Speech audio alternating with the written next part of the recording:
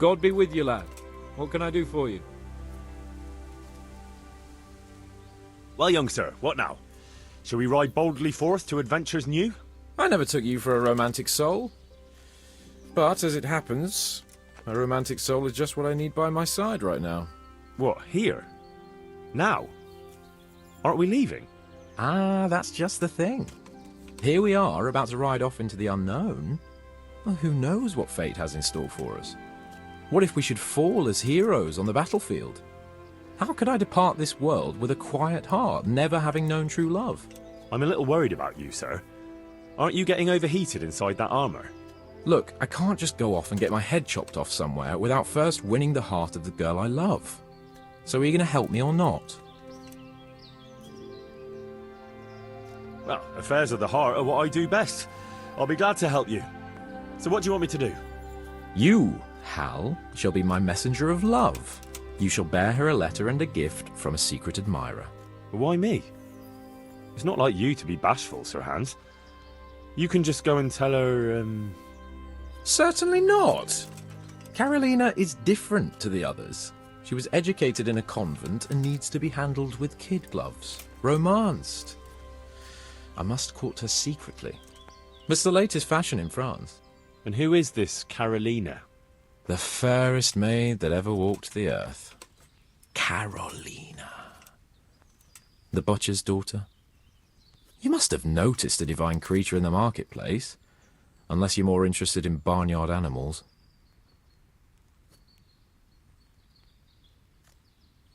Carolina, I do know her. She's a pretty girl, all right, but, well, a little below your station.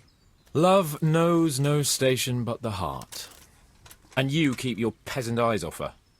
Your task is simple. All you have to do is get hold of a necklace fine enough to grace her lovely neck. I did have one that I inherited from my great-grandmother. Unfortunately, not anymore. What happened to it?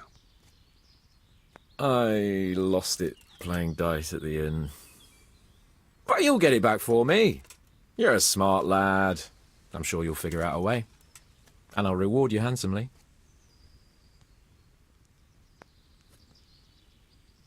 Oh, all right then. Is there something else I should know about this necklace? I lost it at dice in the Ledechko tavern when I was there to see... Well, that's not important. So, some dice player from Ledechko won your grandmother's valuable necklace. Haven't you learned anything from losing to Zdena, the bathhouse wench? My great-grandmother's, and as it happens, I have learned a trick or two. But that fellow has the luck of the devil. No doubt he'll still be sitting there, swindling other folk out of their hard-earned groschen. Oh, what's the use? All right. I'll go to Ledechko, find this diabolical dice player and see what I can do. Though I'll probably lose my shirt to him. Well, there's more than one way to skin a cat. God be with you.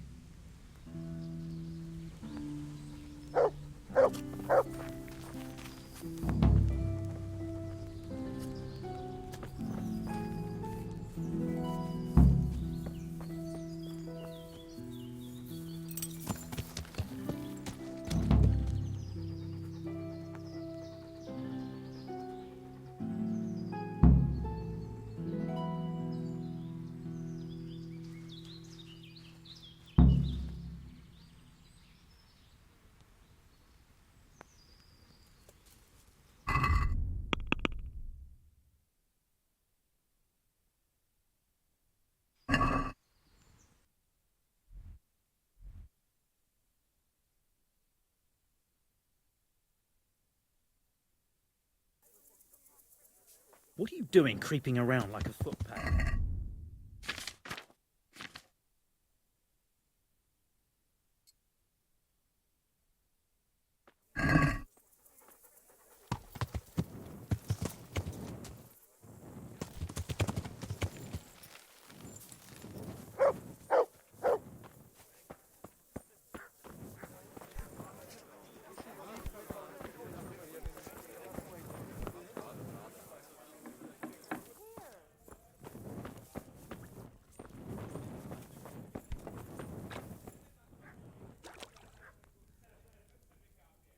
I'm honoured that you should come to me. Are you the one who played dice with Lord Capon? Played and won, lad. A fine noble he may be, but he can no more throw dice than I can read Latin. I can't disagree with you there. But look here, have you still got that piece of jewellery you won from him? No, I don't. Some noble rode through here and we had a game or two. Only them dice kept falling his way. I was lucky to keep my boots. He's got the necklace now.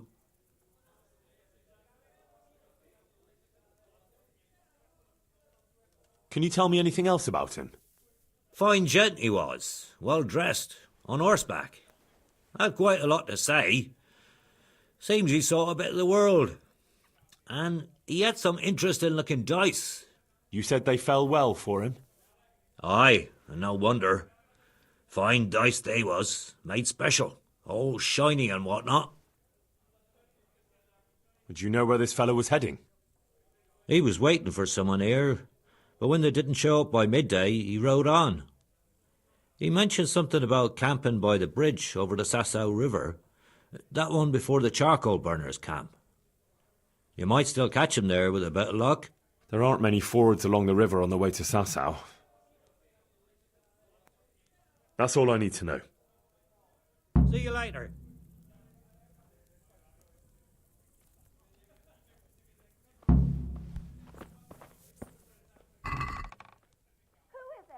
I stop that! Christ, a thief!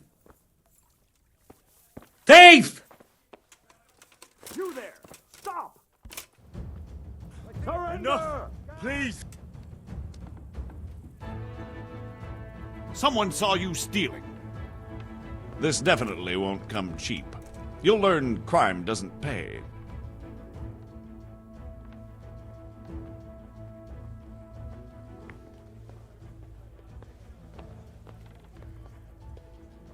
Look, I'll tell you the truth, but you mustn't tell anyone. The Lord of Ratai sent me on a secret mission, and to do it, I have to bend the law a little now and again. Understand? Well, I thought... That is, I had no idea. If that's how it is, of course you may go. Help! Arrest that thief!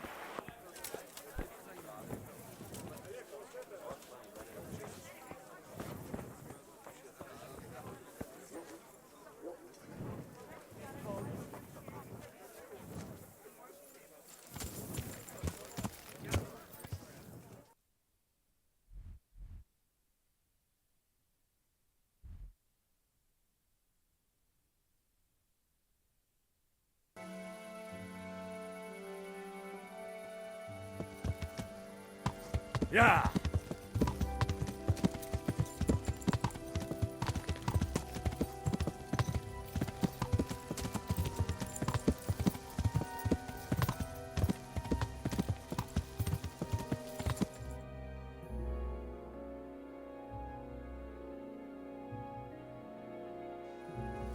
Yeah!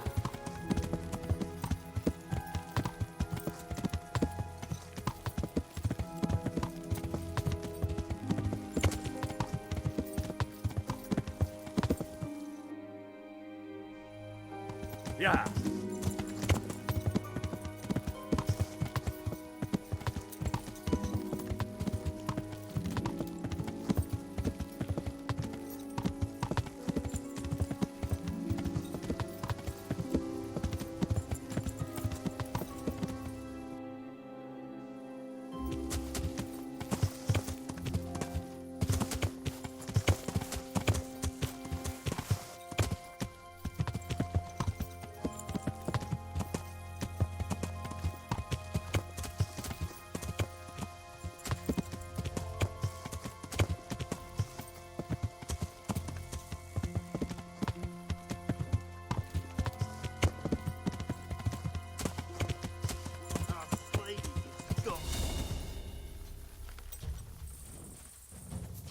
I'm gonna enjoy this.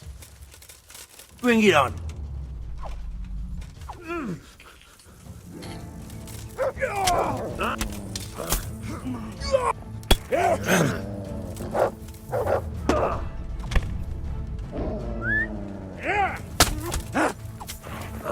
Fuck dead. Take that. Ah! Don't beat you. No more fool.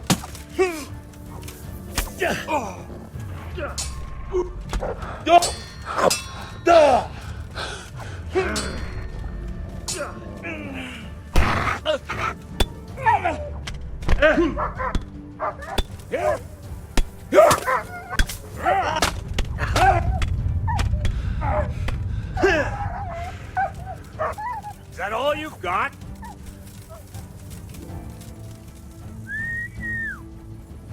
Mars!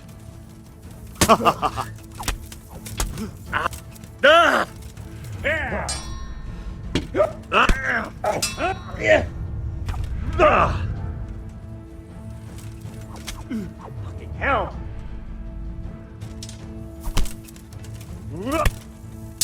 Yo! I'm going to...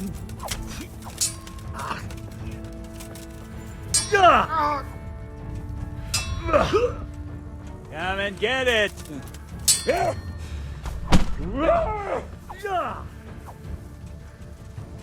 The answer to my prayers. Just when I wanted to vent my rage.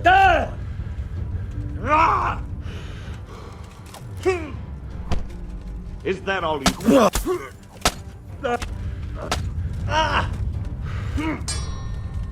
Come here, Lily. Missed.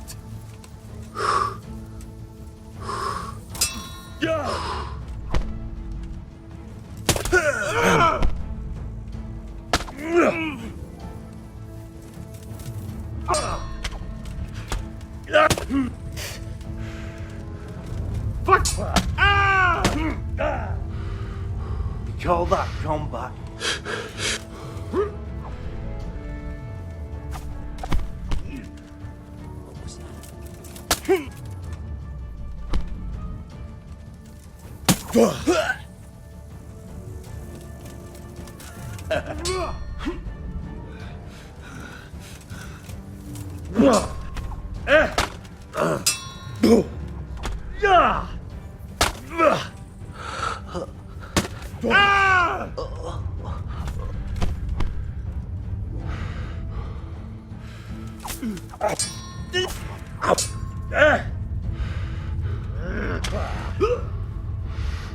God damn!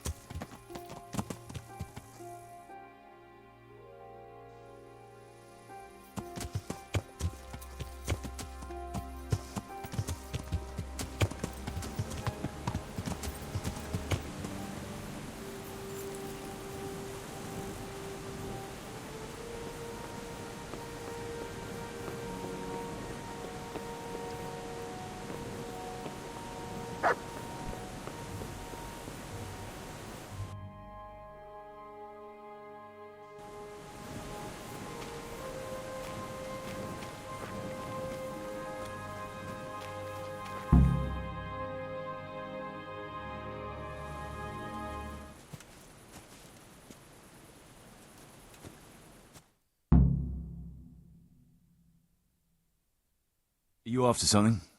I'm afraid my friend here won't tell you much. Your friend? Oh, I'm very sorry. And, well, I don't want to be insensitive, but I was hoping to get something from him. My master's necklace, which he won at dice. Your master? Who would that be? Well, Sir Radzig Kobyla of Skalitz is my liege lord. I'm Henry, but just now I'm helping Sir Hans Capon with a private matter. Those are weighty names in these parts. I'm Sir Anselm of Domkey, in the service of... well, that's not important. I'd like to give you... that is... I'd like to ask you for your help. I'm listening. Tell me what you know. I will. And I'm sure it will help you find that necklace. The thing is, this is all my fault. I got held up on the way to meet Alphonse. By the time I got here, I found him like this. God have mercy on his soul. Amen, lad. I was heartbroken and enraged by turns, tearing my hair and cursing. Alphonse was my good friend, and it pains me to know he was only here on account of me. I brought him into a certain business matter to negotiate with some people, and he agreed. And this is how it ended up. When I finally pulled myself together, I took a look around and found some tracks. I followed them to the camp of those very brigands that Alphonse was supposed to negotiate with. Nah, you can't trust anyone these days. So how can I help? You can pass yourself off as Alphonse. Get into the bandits' camp and find that fucking murderer. And when you do, you'll find what you're looking for.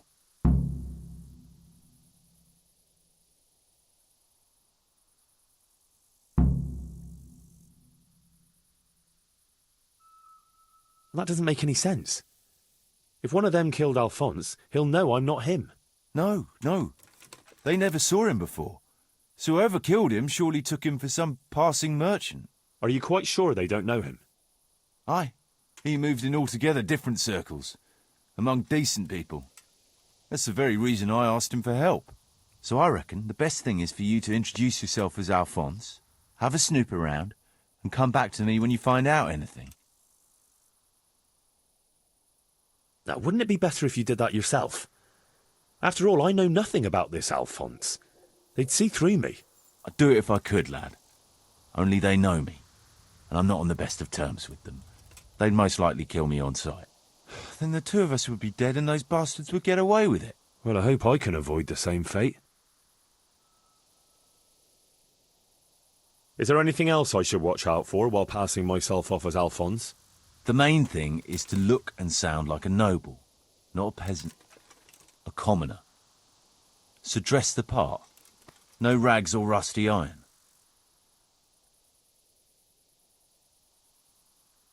And how am I supposed to recognise the killer? Ask around. I don't reckon anyone will admit to stabbing him in his sleep, but you might pick up some clue. You could have a look around for that necklace. Now that I think of it, they stole other valuables from him too. Silver is silver, though. I won't recognise anything. Didn't he have something unique? A signet ring or chain or... No, not that I can... Oh, yes, he did. Dice. He had a set of dice made specially in Prague. It was his pride and joy. They were red and gold, bright and shiny. Not the kind of thing you'd overlook. What can you tell me about Alphonse, so they don't catch me out if they start asking questions? Indeed. A few details should suffice.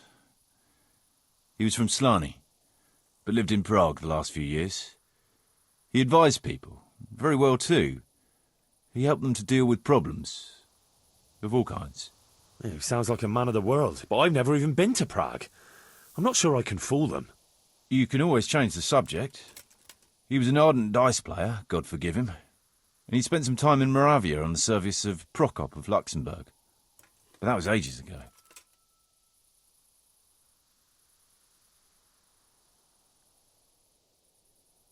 What do you know about the brigands in that camp? Actually, they're not just ordinary bandits. It's a robber baron and his band, Sir Erhard Baron Bielowitz, some of his vassals and maybe some commoners. They came here in the hope they'd have a better chance of keeping their heads. Why don't you ask some of the local lords for help? I'm sure the Sasau custodian would lend you a few men. There's nothing I'd like to see more than the lot of them strung up. Only I have a task that conflicts with that. And as for the custodian, I'm pretty sure Sir Sebastian is in league with Earhart. What was the purpose of Sir Alphonse's negotiations? I'll need to know that. Look, Henry, you'd best avoid that subject if at all possible. Just find the murderer for me, get your necklace, and I'll take care of the rest. It'll be a bit hard to avoid that, since it was supposed to be the entire purpose of his visit. True. Well, Alphonse was supposed to talk Earhart into moving his robbing raids towards Benishov, especially holding up merchants' wagons heading for Prague. In return, he was to offer a reward of up to 12,000 groschen and safe haven in Pilgrims. I see. So you work for someone in Pilgrims? No, neither Pilgrims nor Benishov, nor Vlachim for that matter. It's a bit complicated. Damn politics.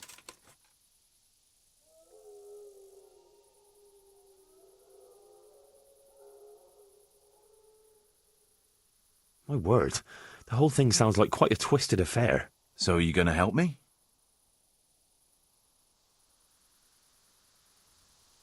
I'll help you. I'll have to go there to look for the necklace anyway, and this seems as good a way as any. Thanks 1,000-fold. And for the love of God, don't get caught. I'd never forgive myself if another man lost his life on my account. If it starts to look risky, take to your heels. I'll bear that in mind. There's something else I'd like to ask. I've no more questions.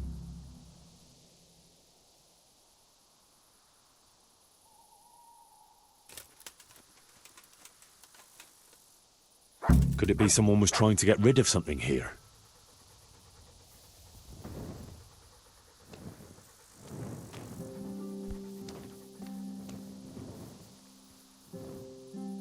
Someone was searching for something here.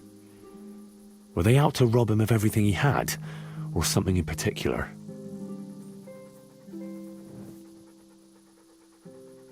Looks like he died without a struggle, maybe killed in his sleep. They took everything he had, money, jewellery, even his boots.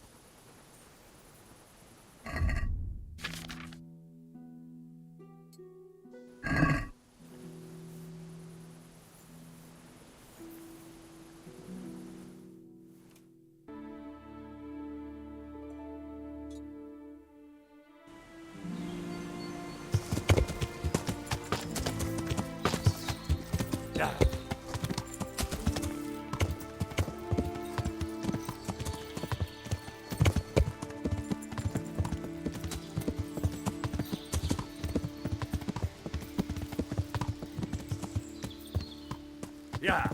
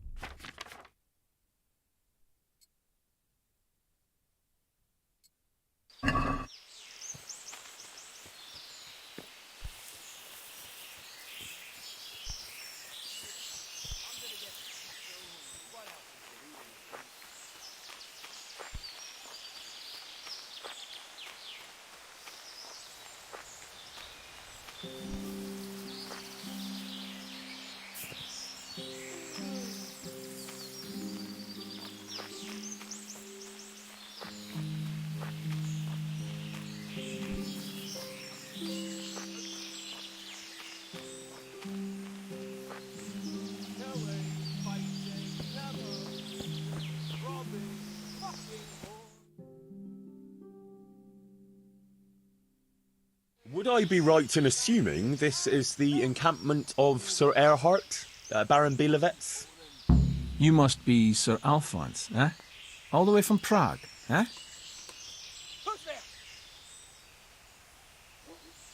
Not at all, Goodman. From Slaney. Ah, well, that's quite a haul. How was your journey?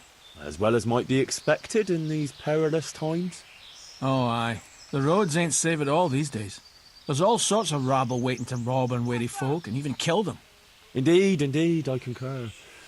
One must be wary, well, cautious even, when travelling. Right then. But you'll have to wait a while. Sir Erhard is busy at the moment. No matter, I shall just, But it's easy to pass the time here. There's always a dice game going on with nice things being wagered. I had my eye on a fine pair of gauntlets and some old piece of jewellery. Jewellery, you say? That's right.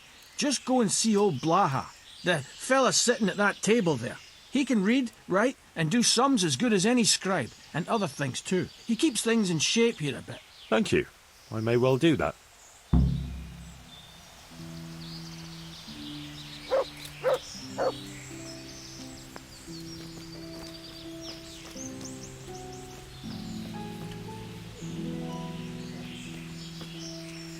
What she gave me. I need a good scrap to cheer me up. Can I ask something? Oh, ask away. Who are you? They call me Noggin. I'm Sir Erhard's vassal. Pleased to make your acquaintance. Likewise. Sir? Why are you hiding out here? We're not hiding. We're just... Well, couldn't you rest from your profession just as well in Sasau? What's Sasau got that we don't have here? Have you been out of the camp recently? Maybe down by the river? Why would I? Yeah. We've got an outhouse here. What else is there to do here? What about the others? Why would they? There's water here, game in the woods, supplies enough. What else could a man want? That's all I need to know. What you used to do before all this? You wouldn't believe me. Well, I was a sentry at Rattan.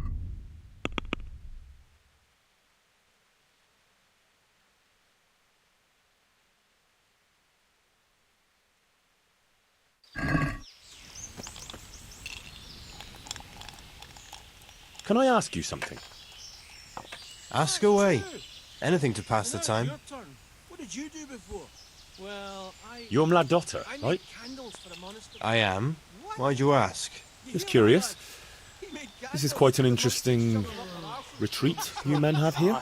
You could put it that way. I ain't been here long, though. I helped them out of a tight spot and they took me with them. Is that right? How did that happen? Well, I was lying in wait for this wagoner, see? Because he'd been mouthing off about me, so I figured I'd take all he had for compensation. Anyway, I'm hiding there in the bushes, and I hear this wagon coming, so I jumped out to ambush him. Only it wasn't that wagoner, but some merchant. As soon as he saw me with my weapon drawn, he started screaming bloody murder, and next thing, his armed escort comes charging up, and I was the one ambushed. The injustice of it.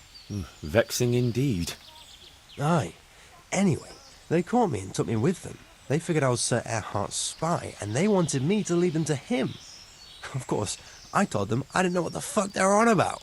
So, while they were threatening to break me on the wheel, string me up and what have you, along comes the Baron with his merry band, and they lay into the soldiers and send them running for the hills. And ever since then, I've been riding with them. That is quite an entertaining anecdote. Ain't it just? If it hadn't been for me, the fellas would have run straight into a trap and it'd all be up with them. So, it's on account of me, they're still alive. And how are things here? Do you get away much? We ain't allowed to leave. So I've been here the whole time. I don't mind, though. There's always something to pass the time. And we've got that wench. That's all.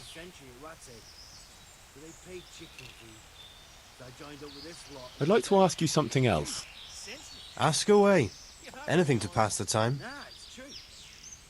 That's all. Well, I made candles for Mom.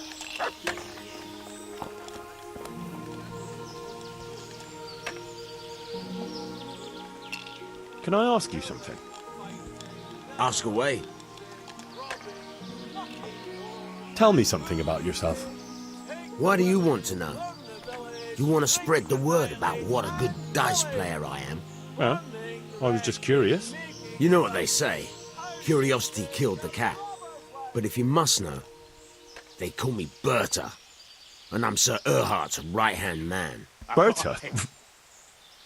Ah, you heard of me, have you? The Scourge of Vlashim. No man who felt the edge of my axe lived to tell the tale. And why are you hiding out here? I wouldn't call it hiding. We're just having a bit of a rest. From what? Things were getting a bit too hot for us. Nobody bothers us here, just as long as we don't show our faces in Sasau. Don't you leave the camp at all? What are you trying to say? That we're shitting ourselves here? Fucking boring. No. I was just wondering if you knew what's going on around these parts. We come across hunters now and then, or pilgrims on the road. There are charcoal burners nearby. Sometimes they pass the time of day with us. But we've got no cause to cross the river. That's too close to Sasau. I'm gonna get soaked. What else is there to do here?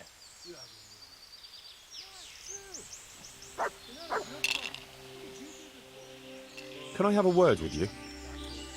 What do you want? What's your story? You don't look like one of them at all.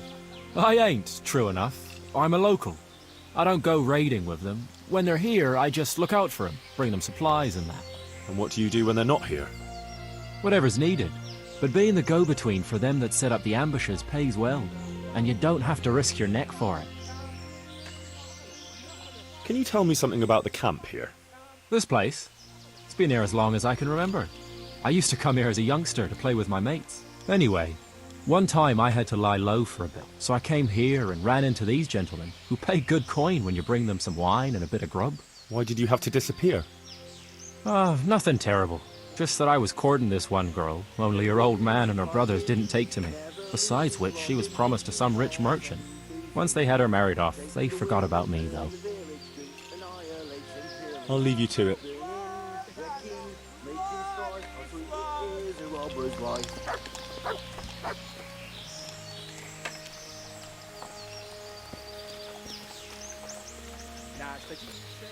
The chief has more important things to attend to just now.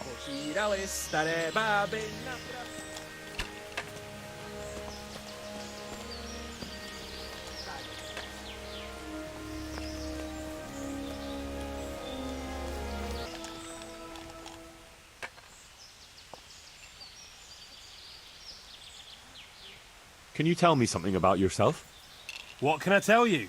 I can read and write a bit, and I help Sir Erhardt out when he needs it. Although, I have to say, since the Baron took to robbing, there's not much work for me anymore. And what did he do before that? What every landed noble does. He still had some estates and income from them, only he lost it all some years ago on account of debts, so he had to find some other livelihood. How did he find this place? That was my doing. I heard from a scribe about some ownership feud that ended up badly for both sides. Since then, it's been left neglected. Oh, that's a shame. No doubt it was once a fine place. Aye, the vagaries of fortune, eh? Times are harsh and what have you. It's always been that way and always will. I wonder how many burned-out, abandoned ruins will be left when Sigismund withdraws. How many folk will have no homes to return to? And how many won't be returning ever?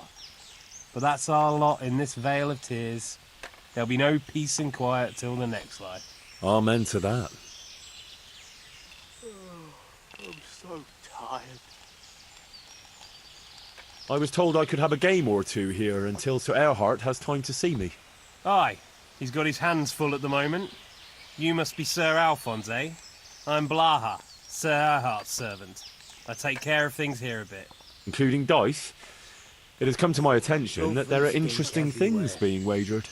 True enough, we've got a fine pair of plate gauntlets, 2 necklaces, one of them's a lovely piece, a good sharp sword, and some other things, I don't remember what. The custom here is if you want to play, you've got to wager something to join.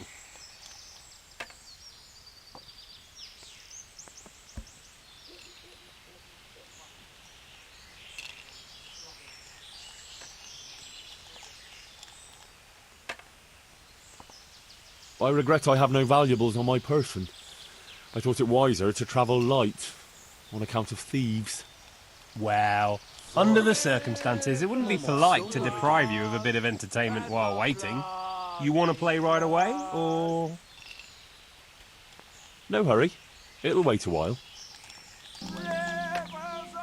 Have you got any special rules? Nothing out of the ordinary. Just remember, we're not some bunch of dirty bandits.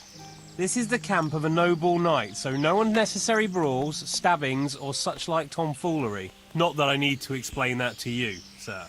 Quite. Nothing else? Well, that also means a man might take offence at something and challenge you to a duel. Always swords, and until first blood. Ah, very well. I shall try not to give offence. I want to play dice. Who will be my opponent? All right, good. You'll play against Noggin now. He's not the brightest, and he ain't a good loser. I just want to eat and sleep. And fuck.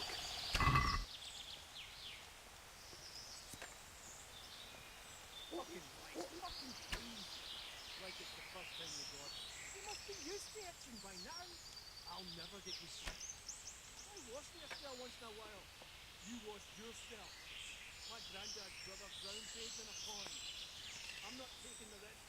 I only wash... So hungry I could eat my boot. You must be chasing women away with sticks. So... I don't think that's true, man.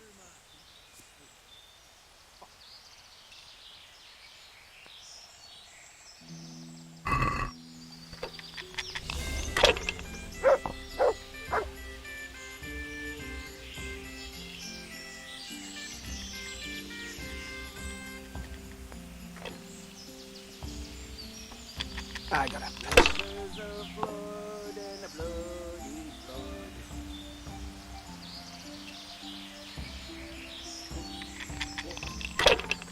I'm so hungry. Killing, fighting, never losing, robbing, fucking, whoring and boozing. Take the women, burn the village. Drink, annihilate and pillage. Burning, wrecking, making strife. How sweet it is, a robber's life.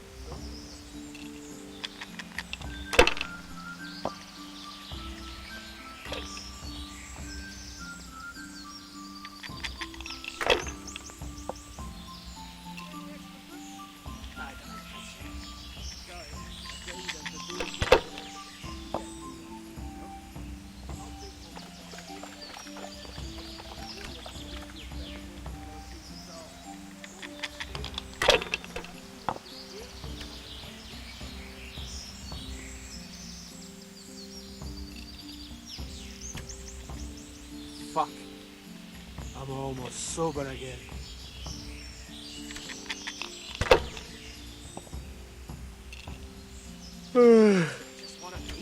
I'm so tired.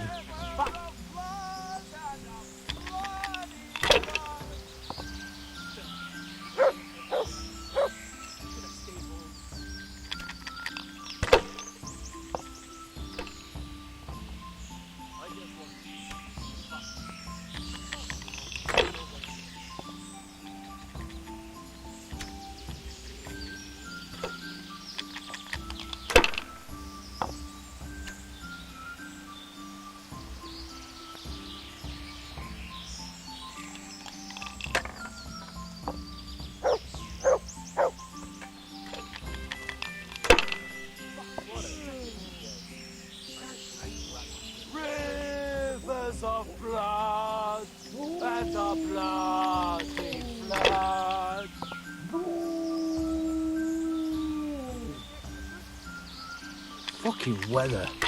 Fucking tents. Fucking camp. I've had enough of this shit.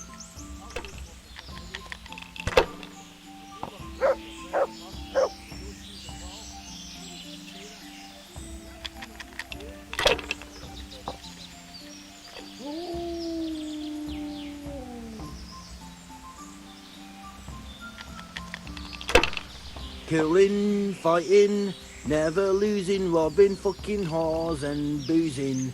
Take the women, burn the village, drink, annihilate.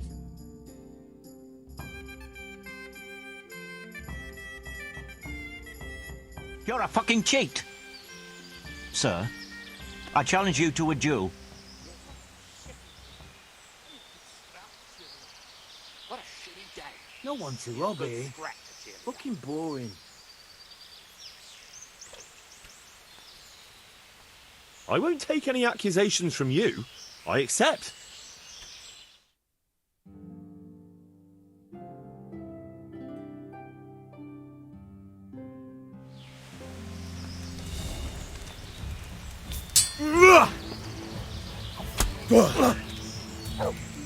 All right, you win. I surrender.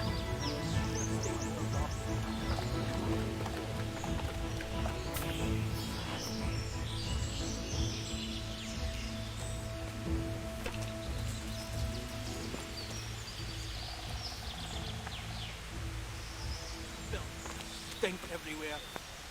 Should have stayed home. Fucking weather. I want to play dice. Who will be my opponent? They fell your way last time, and no mistake. You'll play Berta. He's a man, but they call him that for some reason. Damned if I know why. Oh, fucking sick head.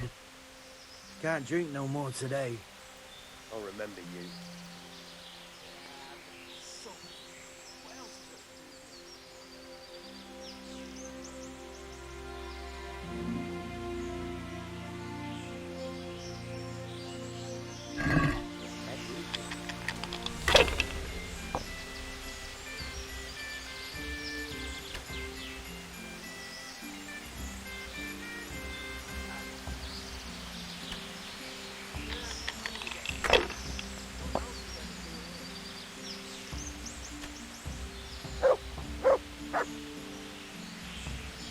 I'm so hungry I can eat my boots.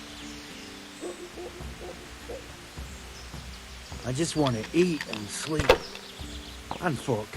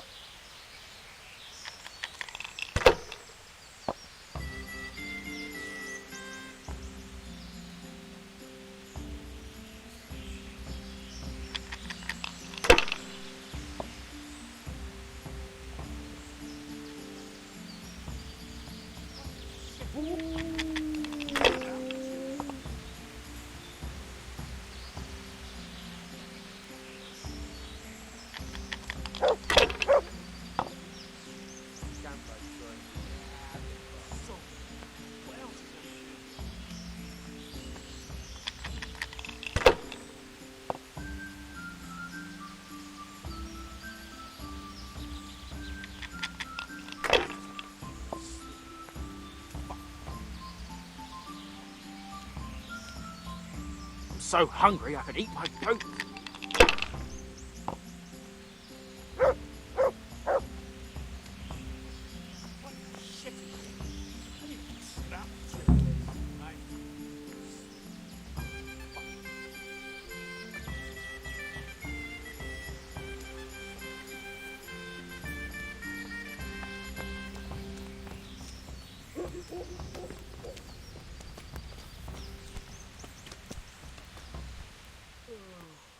I'd like to ask you something else.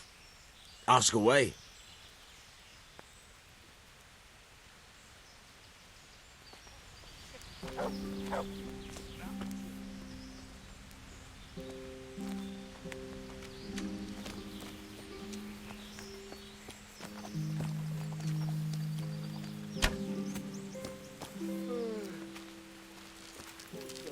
You can go and see Sir Erhard.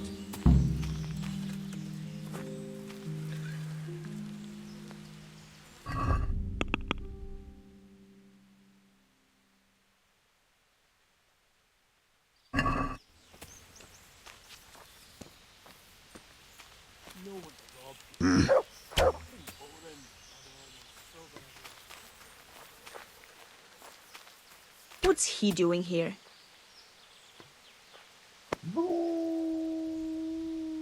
What's going on here, anyway? It all seems a little odd. Haven't you ever been in the camp of a merry band of robbers? Never quite this merry, to tell the truth. They've got their loot, and now they want some fun. Booze, dice, and women. I'm the only girl here. They're more interested in dice, anyway. And boozing. And they're no fun at all. Well, they seem very fond of their dice, all right. Aye. They always play the same way. Every player bets his most valuable piece of loot. And the winner takes all. It ends in a fight most times. Although it's a long time since anyone got killed over it. I'd better watch my step then. You do that, handsome. It'd be a shame to spoil that pretty face.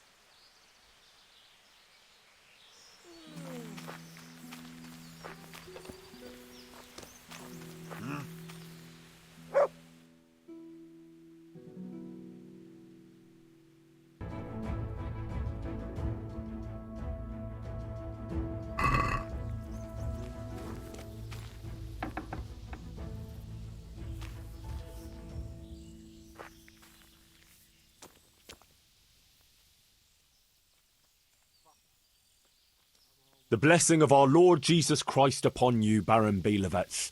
I'm honoured to make your acquaintance. The pleasure is mine, sir. We haven't had any interesting visitors here for a long time, and I'm keen to hear what news you bring. And then there's the matter of our trade. Indeed, we certainly have much to discuss, sir. Good. And how was your journey, Sir Alphonse? Long and somewhat fatiguing, truth be told. Would you rather put off our talks until later?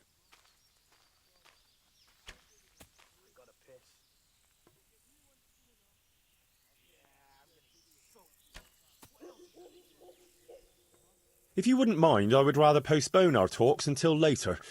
The journey has left me somewhat, indispensed with. Of course, I quite understand. Go and get some rest then. We'll meet later and thrash everything out properly.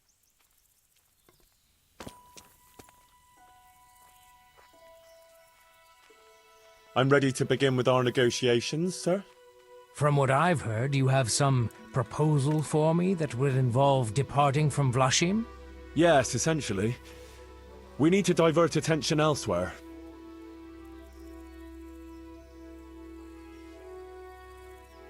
To Benishov. I know Benishov well. That could be done. And who are we to devote our attention to? Merchant wagons. Of course. How better to put the fear of God in the townsmen than to relieve them of their silver? Do you want us to conduct our business on any particular road?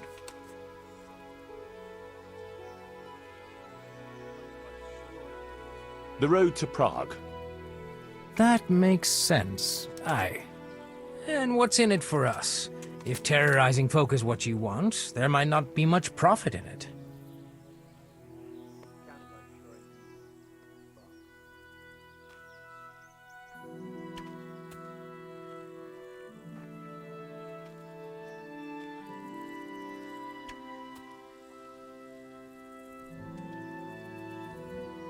I should think 12,000 groschen is a reasonable reward.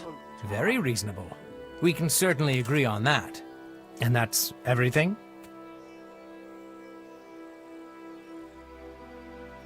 I can also offer you a safe hideout, if you should have need of it. Well, it's always useful to have somewhere to lie low. Where is it? In Pilgrims. A nice house you can use for a month or two. It's not that far, but I like the sound of it. That's all acceptable. I agree then. Now we've settled our business, you can go and rest. We'll talk later when you feel up to it. Thank you, Sir Erhard.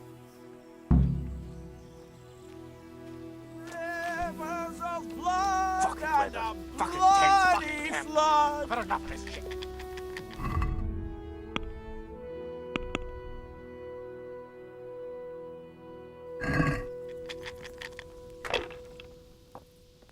I want to play dice. Who will be my opponent? They fell your way last time, and no mistake. You'll play against Maladota. He's a bit... well... you'll see for yourself. What a shitty day. I need a good scrap.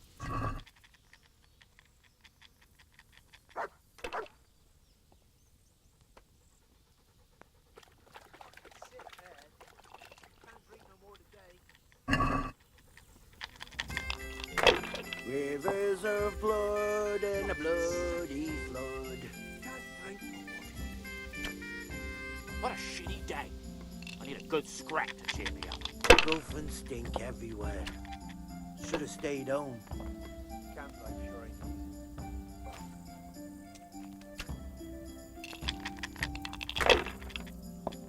Fucking lice. Fucking fleas. Like it's the first time you got them. You must be used to itching by now. I'll never get used to this. Wash yourself once in a while. You wash yourself. My God, brother drowned bathed in a pond. I'm not taking the risk. I only wash when it's raining. You must be cheating. I got a piss. They can smell a true man. Filth, stink everywhere. Should have stayed home.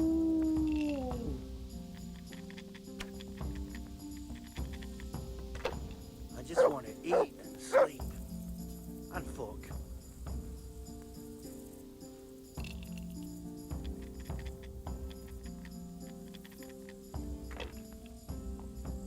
I'm so hungry I could eat my boots.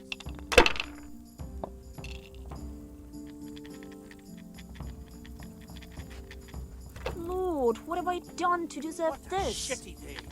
I need a good scrap to cheer me up. Filth, stink everywhere. Should have stayed home.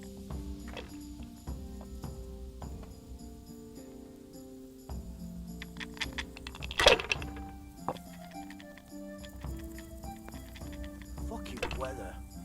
Fucking tent. Fucking camp. I've had enough of this shit. And a bloody flood.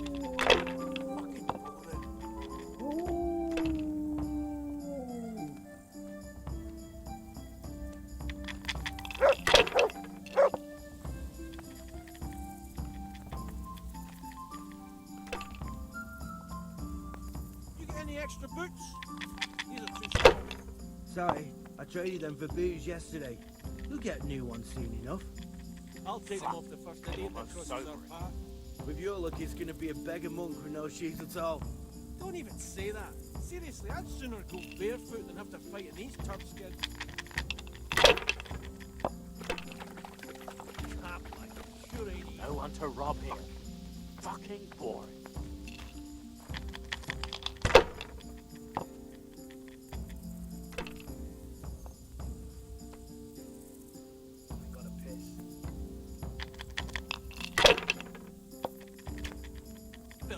I'm so hungry I can eat my boots. Should have stayed home.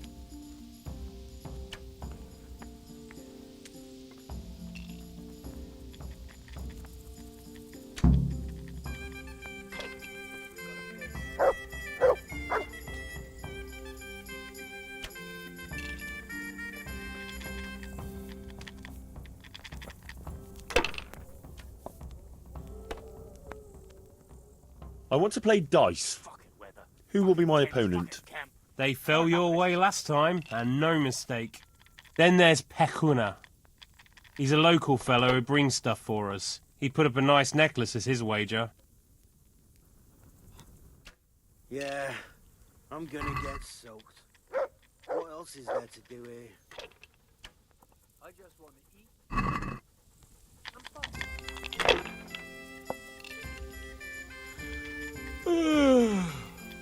So tired.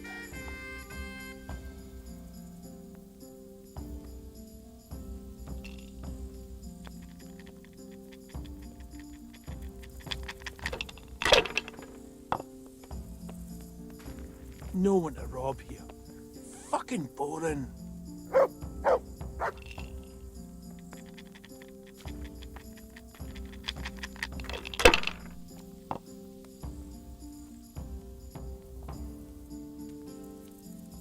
What a shitty day. I need a good scrap to cheer me up. I'm gonna piss.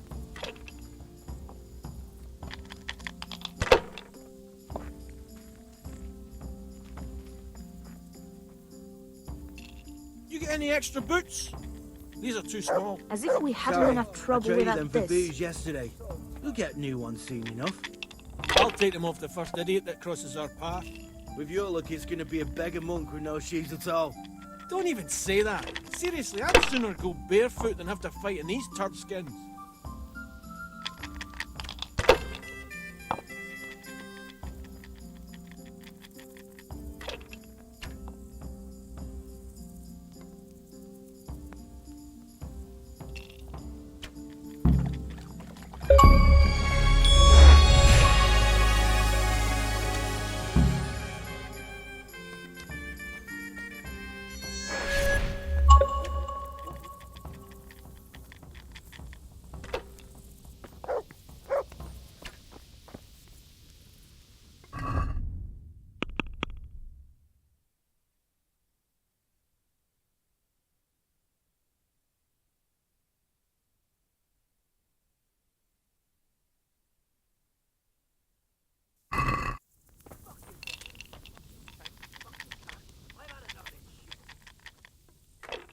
How did I do?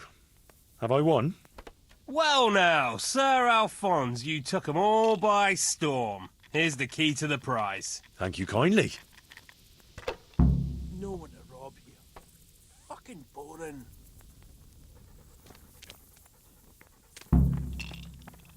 Fuck. I'm almost sober again. What a shitty day. I need a good scrap to cheer me up.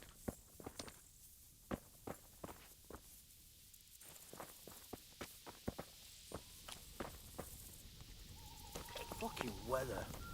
Fucking tent. Fucking camp. No I've one had enough to of rob. this shit. Fucking boring.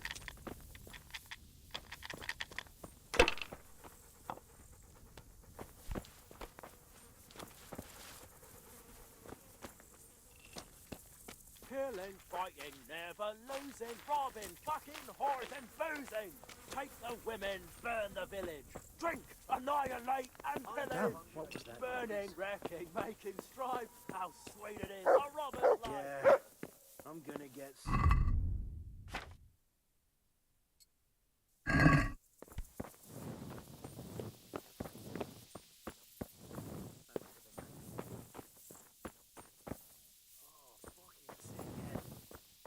Can't drink no more today.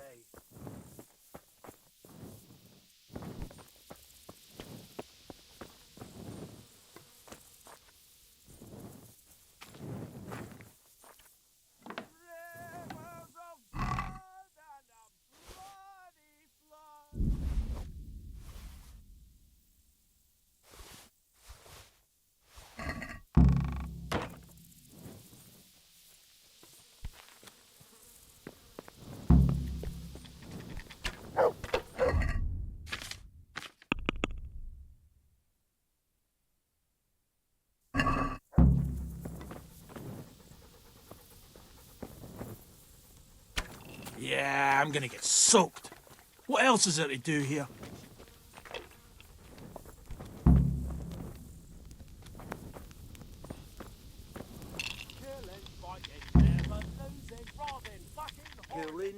I'd like to ask you something else. Ask away. Anything to pass the time. You're my daughter, right? I am. Why'd you ask? Just curious. This is quite an interesting retreat you men have here. You could put it that way. I ain't been here long, though. I helped them out of a tight spot and they took me with them.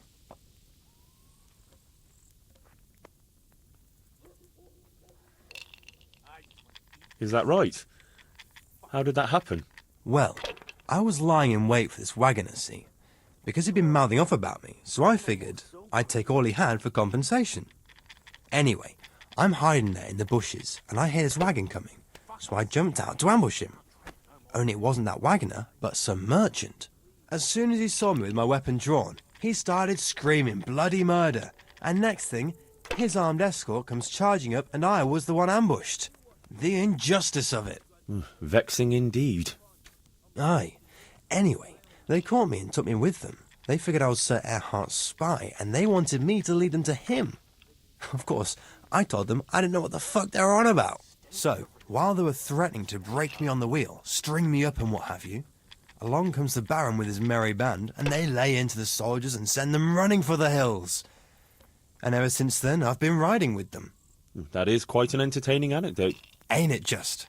If it hadn't been for me, the fellas would have run straight into a trap and it'd all be up with them. So, it's on account of me, they're still alive. That's all.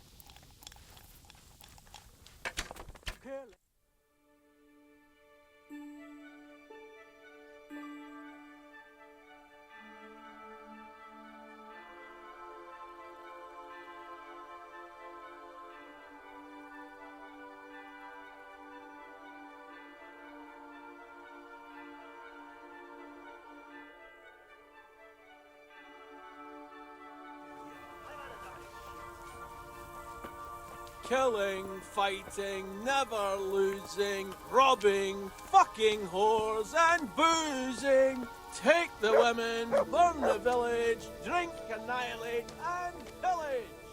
Burning, wrecking, making strife. How sweet it is, a robber's life.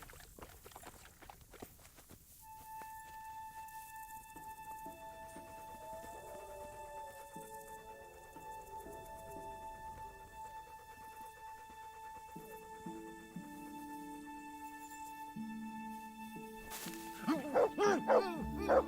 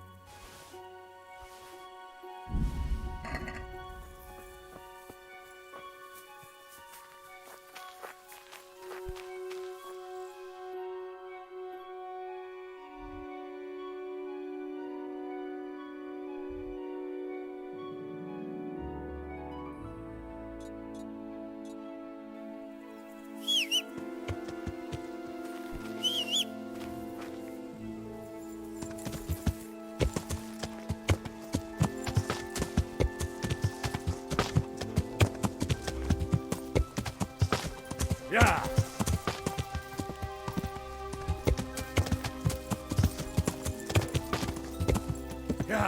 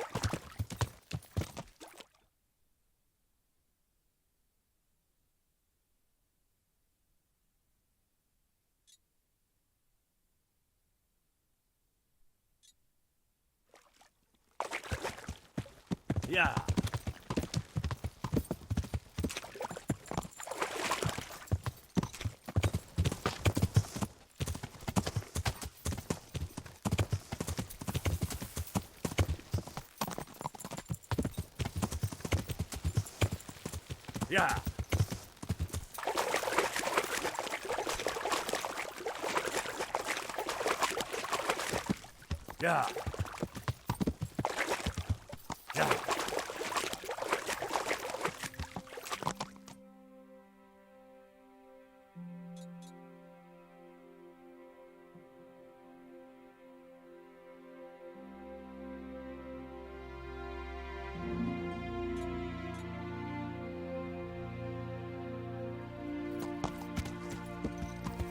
Yeah.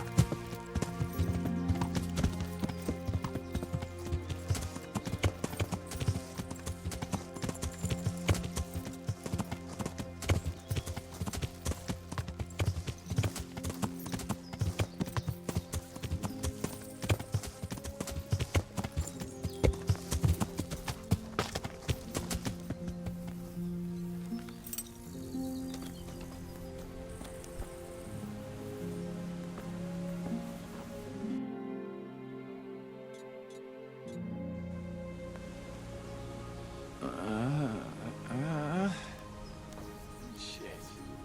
Sod off.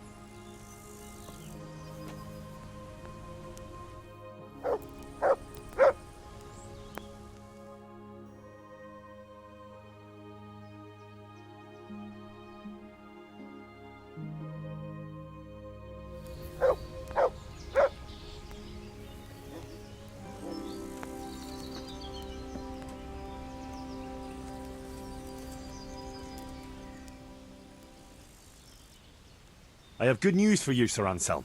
I know who killed your friend. Who was it?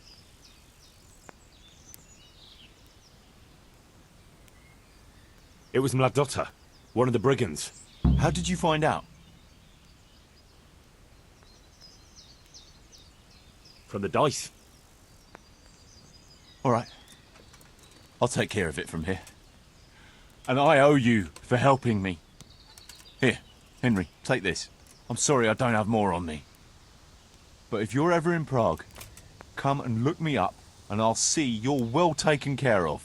It's been a pleasure, Sir Anselm. Godspeed.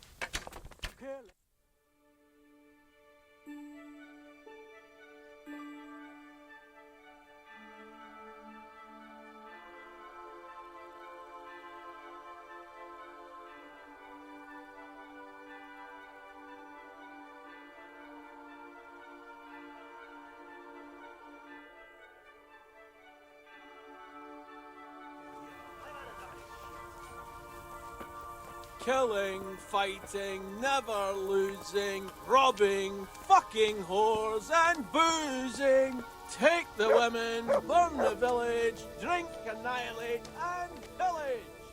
Burning, wrecking, making strife. How sweet it is, a robber's life.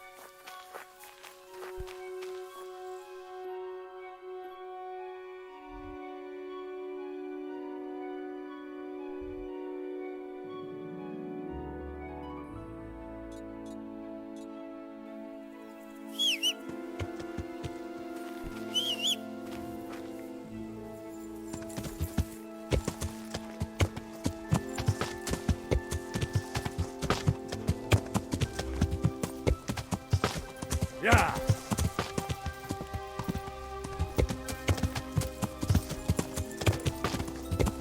Yeah.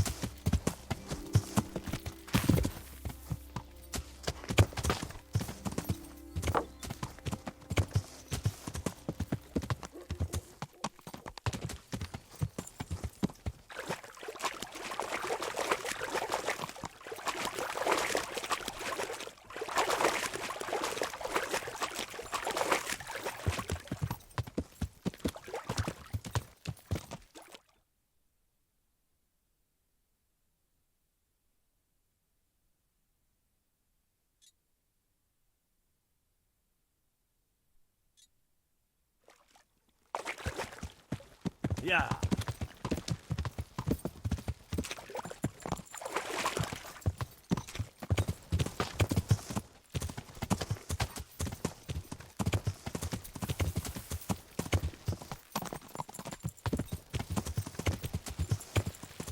Yeah.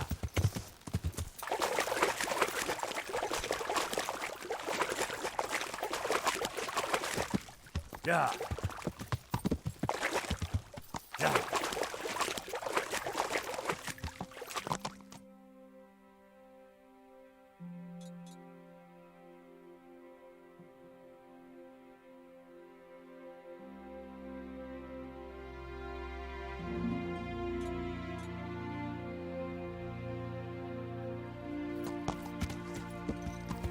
Yeah.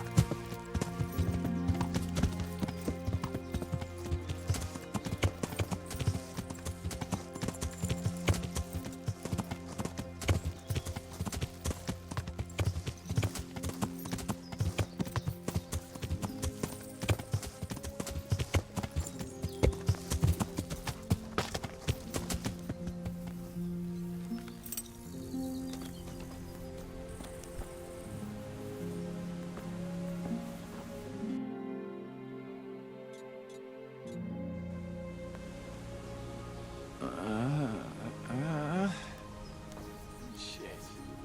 Sod off.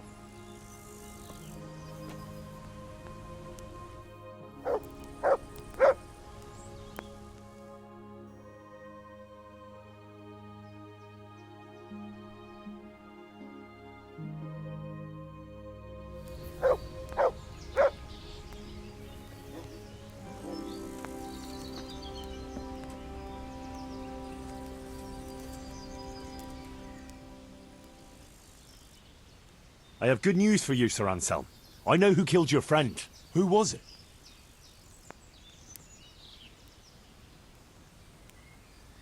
It was Mladotta, one of the brigands. How did you find out? From the dice. All right. I'll take care of it from here. And I owe you for helping me. Here, Henry, take this. I'm sorry I don't have more on me. But if you're ever in Prague, come and look me up, and I'll see you're well taken care of. It's been a pleasure, Sir Anselm. Godspeed.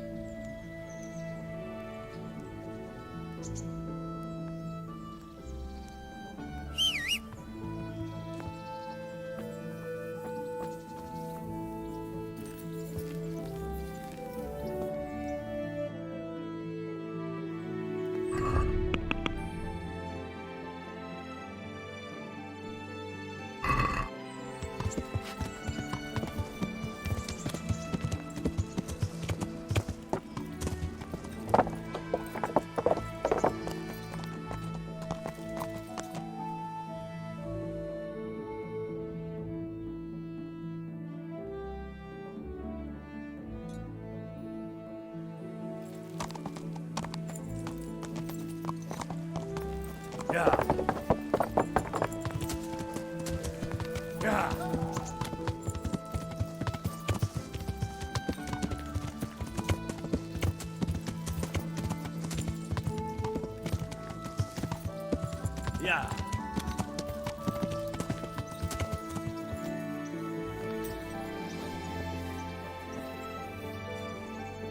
The Lord be praised. What brings you to me? I've got that necklace. Excellent news! I'm not going to ask you how you did it. Here's a reward for you. Now you can carry on with your next task. I want you to sneak the jewellery into Carolina's trunk along with this letter. Can't I just hand them to her? You cannot! Under no circumstances must she find out who sent them. Otherwise the whole secret admirer ploy is fucked. Oh, and by the way, Henry, watch out for the butcher. He keeps a very close eye on his daughter, and if he catches you sniffing around, well, may all the saints preserve you. Once you've delivered the things, wait a day, and then come back and see me. Good luck, then.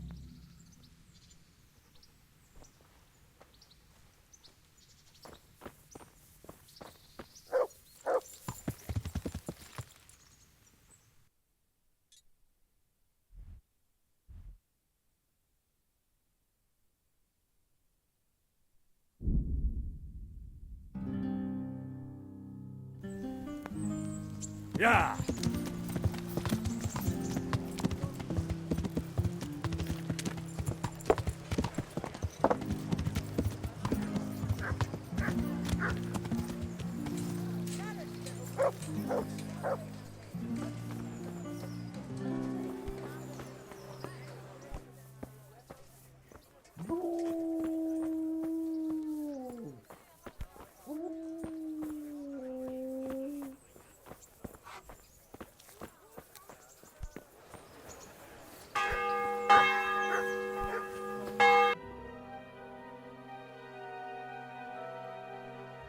These murderers took everything I had.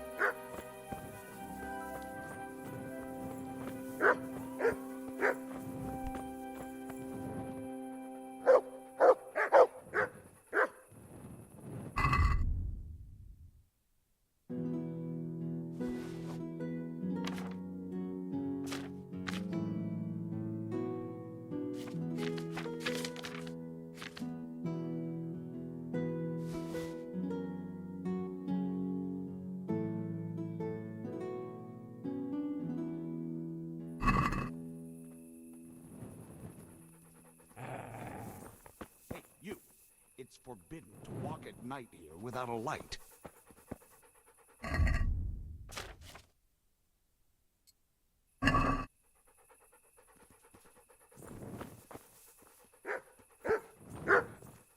I've lost everything.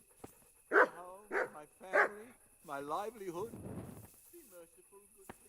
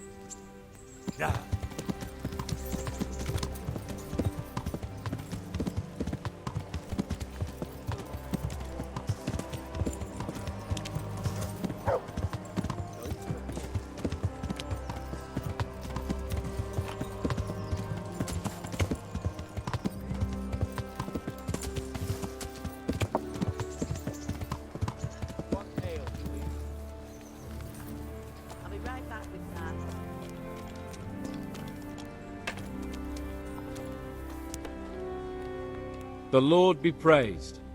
What brings you to me? I delivered the things as you asked. I already know. My spies told me everything. She was wearing the necklace this morning, as I asked in the letter. So you'll go to the rendezvous with her? Certainly not. I'm not going to pounce on her like a bull in rutting season.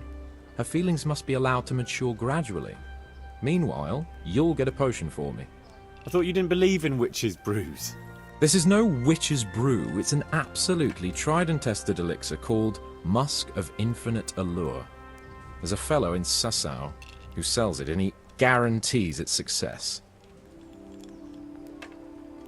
Musk of Infinite Allure? Sounds irresistible. All right, I'll try and get it for you. I'm sure I can rely on you.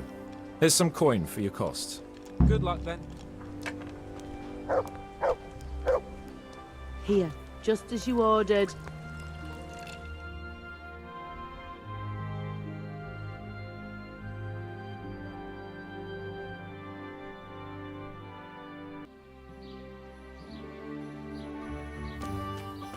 No luck at dice? Rabbit paws of all colors, shapes, and sizes. Well, well, who have we here? Ah, the prodigal son returns. I knew you'd come back to me one day.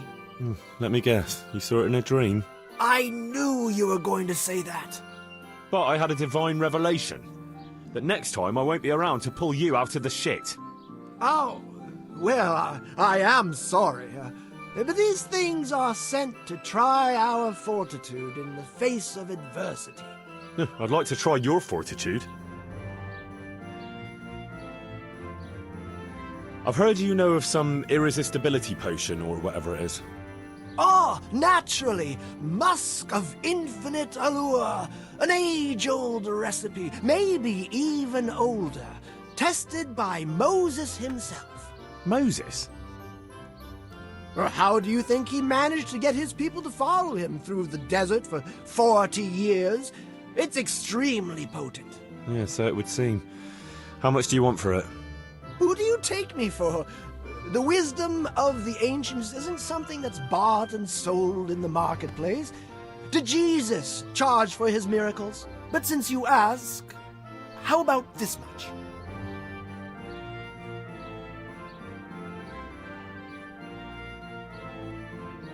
What? That much? You're a crook. As King Solomon said, honesty is for those who can afford it. If you like, I can mix the elixir for you in exchange for a small favor. Oh, not again. Now, is that any tone to use with your master? For shame. Apologies, master. I was carried away by my thirst for knowledge. I understand your impatience, but the way to wisdom is narrow and arduous. And leads out the window.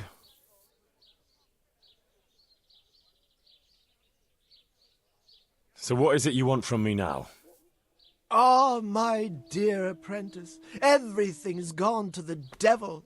I'm living from hand to mouth, sleeping on straw, and the local peasants won't buy from me. They say they don't trust me, as if I was some kind of charlatan. Can you believe it? Does this look to you like the face of a swindler? I'm an honest trader in sacred goods, whose only concern is the welfare of troubled souls. A regular Good Samaritan. And any time now the slanderous gossip will spread here from Sassau. I should leave before things get worse. But I can't go anywhere until I've made a bit of coin. So what's needed is to give the locals a bit of encouragement, to open their hearts and purses.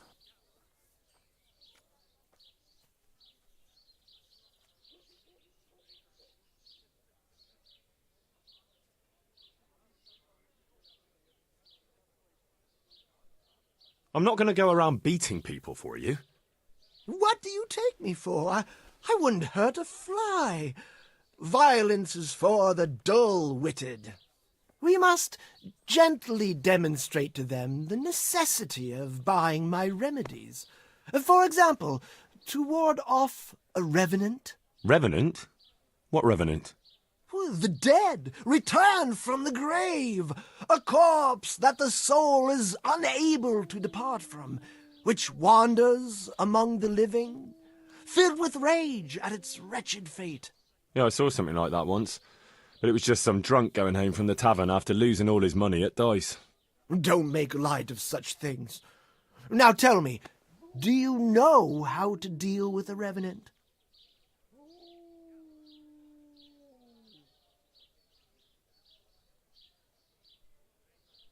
Sprinkling poppy seeds on the grave?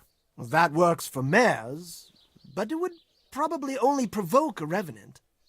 You are my trained apprentice, but the ignorant villager is entirely at a loss how to deal with such dark forces. It is our sacred duty to prepare them for such threats. And how do you propose to do that? Well, they're all doubting Thomases. They need proof. We'll need a grave, an empty grave that we can use. There's one along the way to Sasau, but it's got one minor shortcoming. What's that? Well, it's not entirely empty. Not entirely? What does that mean? You have to dig it up first.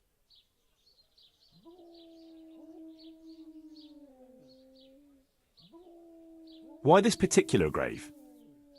The locals don't like to talk about it, so it's surely got some sinister past behind it, and in places like that, revenants sprout up like mushrooms after rain. Well, if that's how it is, we could open old wounds. That could easily set people against us. Again. Then it would be best if no one could connect us to it, wouldn't it?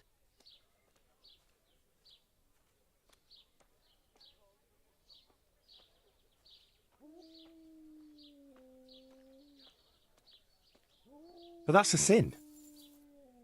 Refusing to help the needy is also a sin. I haven't had a decent meal for 40 days and 40 nights. My conscience is clear where your stomach is concerned. Disturbing a grave is a grave sin. The grave is not in hallowed ground, so that's hardly worth one Lord's prayer in penance. I asked a priest once, just out of curiosity. I'll need a spade, then. Yes, dig it up and remove the remains, leaving no trace. And what am I to do with the remains? Keep them. Human remains are always handy to have around. Great. And how do we spread the word of this revenant? There's a gossip in every village. Here, too, a woman who'll spread news quicker than a dozen messengers on the fastest steeds. And what am I to tell this gossip? All you have to do is casually mention the empty grave, and before evening, I'll wager the whole village will know about it. Where does this woman live? The last house on the left, on the road to Sasau. She was the first person I met here, and by the time I reached the village green, I already had a mob looking suspiciously at me. The rumour-mongering fishwife. And that's all? Not quite. You should ask her who was buried there. So we've got a story to work with. So, dig up the grave, talk to the gossip. And the remains. Don't forget to remove them. Otherwise no one will believe in the revenant. I might have known any task for Capon would turn into some insane escapade. Grave robbing. Jesus.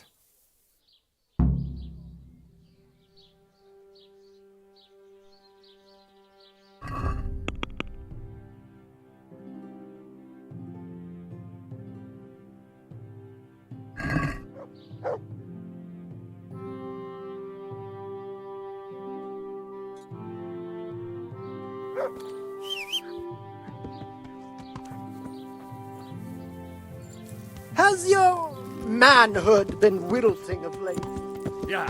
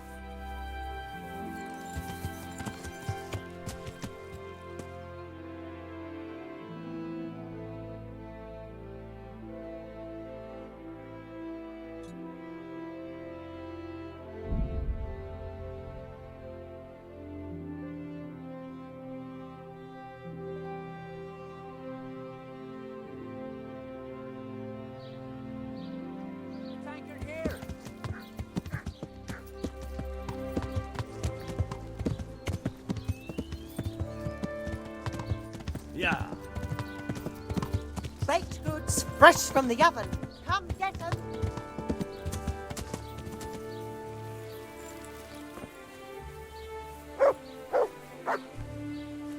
God be with you, good wife. Has something happened here? Heavens no. It's quiet here, unlike some other places. And what about that empty grave? What empty grave would that be now? The one beyond the village, alongside the road to Sasau. Just by the river, on the Pine Headland. How would you know it's empty? Unless it was dug up. Oh, it's dug up, all right. Freshly. And empty. I saw it with my own 2 eyes. Lord in heaven, what in the name of... How come it's not in hallowed ground, anyway? Only unrepentant sinners are buried like that. Usually. I don't like to say. It's an old wound that's best forgotten. Whose grave is it? Well, once a long time ago there was a young charcoal burner living here with his wife. There was always a lot of charcoal burners here, but this fellow worked alone. That's not an easy job for one man. No one wanted to work with him, or what? Oh, he was a hard-headed fellow who always wanted to take care of his family himself. Well, I can understand that. It's always better to work for yourself than break your back for someone else. His wife was expecting, though no one knew it yet. And he wasn't doing well at all. Soon enough they had nothing to eat, and so he took to thieving. Well, thieving is wrong. Aye, but when there's a child on the way and your wife hasn't the strength to get out of bed for the hunger, well, you ought to think differently. And did he get caught? Well, at first it was just a few eggs going missing from people's hen coops, but then it was anything that wasn't nailed down. And in the end, they caught him. And I suppose he was harshly punished for it. Even then he didn't let on why he was doing it. They whipped the skin off his back and banished him from Leditchko. So justice was done then? It wasn't enough for some folk. When the butcher found out he'd never get any compensation, he wanted them to chop off the charcoal burner's hands. If the bailiff hadn't talked sense into him, he'd have done it himself with his cleaver. Well, he got off lightly enough then. And in the end, he got what was coming to him, and more. The butcher caught up with him? No, no. It was the mills of God turning slowly but surely. His wife bled to death in childbirth, and the child died with her. God have mercy on their souls. Amen. Nothing could have been done to save them. There was no one there. He had no one who would care for his wife. They say on that day he parted ways with God forever, and he turned his back on the village too. I reckon he never forgave himself, nor us either. The Lord moves in mysterious ways. But how did he end up? Don't ask me that, lad. I beg you.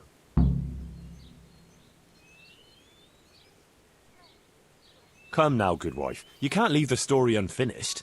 I said no. Will you let it lie?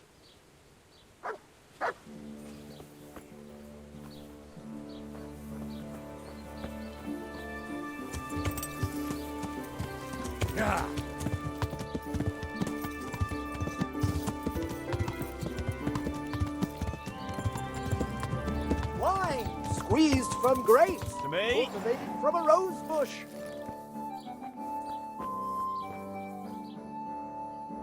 God be with you.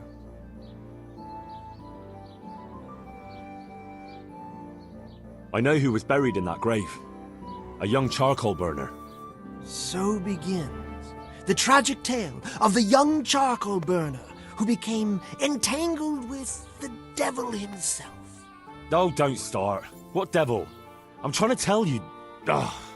He was from Ledechko. He was trying to eke out a living for himself and his wife, but he couldn't manage. When she fell pregnant, he took to stealing.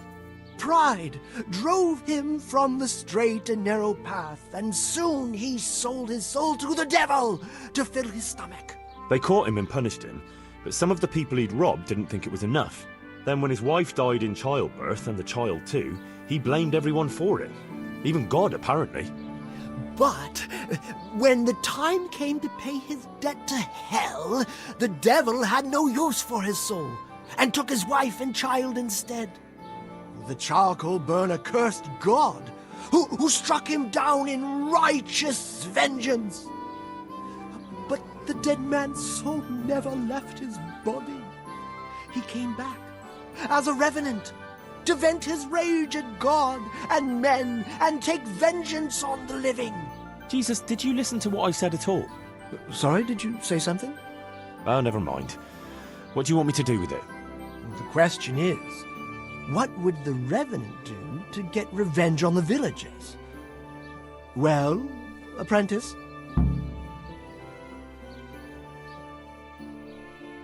He was stealing food from people, right? So, supposing he started again. We should steal from people? Disgraceful. Have you no shame? Maybe just a few eggs from hen coops, like the gossip mentioned. Well, that wouldn't be too serious a sin. Will they put it down to the revenant, though? They would, if I put some charcoal there instead. And their nourishment he turned into ash. The gossip mentioned the butcher. It seems he was infuriated that the charcoal burner's punishment was too lenient. And the revenant spoiled their meat with his malign touch. How's that?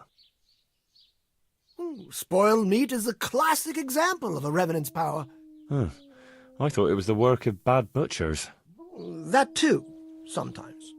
So, I should switch the good meat for bad at the butcher's. What about the butcher woman? What about her? Her conscience was troubled on account of her man, and she couldn't sleep. But I helped her, so she's found some peace. So, no problem then. What? I'm supposed to scare the wits out of her and start all over again? All right, if you can find some other solution, you don't have to switch the meat. But I wouldn't worry about her. But make sure it's the same kind of meat. Not even a revenant will turn a cow into a chicken. What about his wife and child? No doubt he'd want to avenge their death. Well, how did they die? In childbirth. And when his love turned to rage, the water turned to blood. Nothing too original, but it's tried and tested. If you do it at the baths, everyone will hear of it. How am I supposed to do that? It might be a bit suspicious if I'm seen walking around with a pail of blood. No problem. There's a certain potion that will do the trick easily. He cursed God. That's very serious. What is it that most brings God to mind? They don't have a church there. But everyone will have a rosary. I can't think of anything else. That's it! If folks start losing their rosaries, they'll have sleepless nights over it. You want me to steal rosaries? But that's... Or just exchange them. For what? For nothing. Great. So, switch eggs for charcoal, switch the meat, colour the water in the baths, and switch the rosaries. That ought to do it.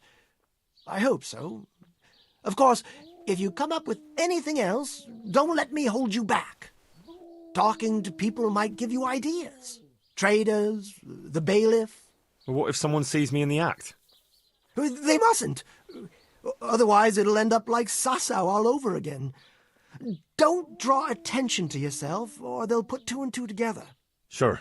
I'll keep my head down. And how would I know if I've succeeded? I doubt it'll be announced on the market square. I'll be the first to know. They'll come running to me for a remedy, like hens at feeding time. Off you go and raise hell. But whatever he did, don't you think he deserves some peace? Dear Henry, after all the poor wretch went through, I'd say he's beyond any peace. Well, he certainly won't have any as long as I'm carrying his bones around with me. Ah, but you know who those remains could help.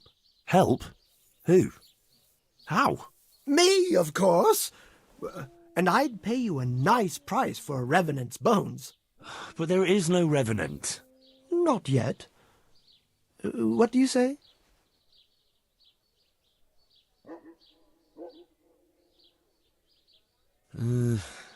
Maybe I should bury him somewhere else. What are you saying? That would be such a waste. Anyway, if someone saw you, the whole game would be up. Well, supposing I do it later, when the fuss has died down. All right, if you must. But I don't know what you hope to get out of it.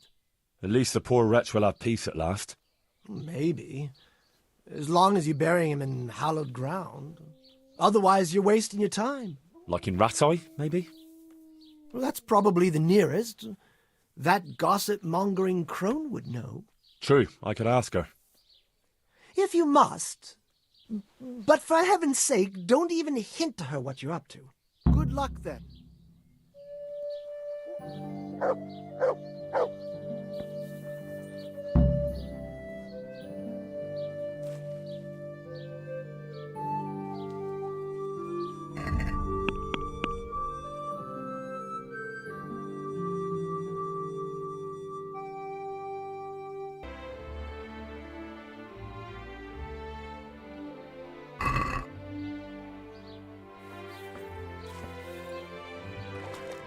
God be with you. What's the recipe for that potion you were talking about? You mean for colouring the water? Ah, well... Well? Pay close attention now. I'm all ears. How love turned to bloodshed. Once there was a knight who, though upright and noble-looking, had a prickly, unapproachable appearance. He fell in love with a fragile young maid, whom he saw with her sisters in a field, all wearing bright red wimples. But he was afraid his prickly exterior would frighten her. So he asked the advice of another knight, a pious and learned crusader, who carried the name of the patron saint of his order with pride. The pious knight told him he would arrange a rendezvous with the maid. All three would drink wine together by the river, and he would help his friend to get acquainted with her. This they did, but the maid fell in love instead with the pious knight. The stern knight was enraged and challenged his rival to a duel. The two fought long and fiercely, but they were equally matched. And so, in the end, They both fell mortally wounded, anguished at the tragedy her beauty had caused. The young maid took a dagger from one of the knights and plunged it into her own heart. Their bodies lay together on the ground, and the blood flowed from them into the river, turning the waters crimson. I thought you were going to tell me the recipe, not some fable. It is the recipe. I mean, the recipe is concealed in the story. What on earth for? So I don't forget it. All right. So what does it mean? I can't remember. Great. So if you don't know, who does? You'll figure it out, my loyal apprentice. I remember there are 3 plants in the story, but that's about all. But I know it was a simple recipe. It should be enough to grind the ingredients and brew them together for one turn. So, all you have to do is work out what the ingredients are from the story. Sure. Why make things simple if you can complicate them? What about the dead man's remains? You still have them? No, you said to keep them.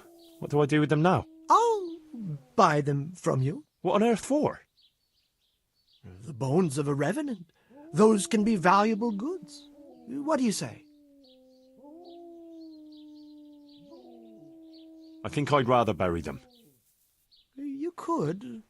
But what a waste. Imagine the power they could have. At least the poor wretch will have peace at last. Maybe. As long as you bury him in hallowed ground. Otherwise, you're wasting your time. Like in Rattay, maybe? Well, that's probably the nearest. That gossip-mongering crone would know. True, I could ask her. If you must. But for heaven's sake, don't even hint to her what you're up to. Good luck, then.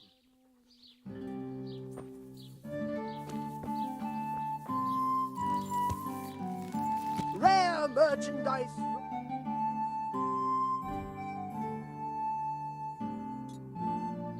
from France.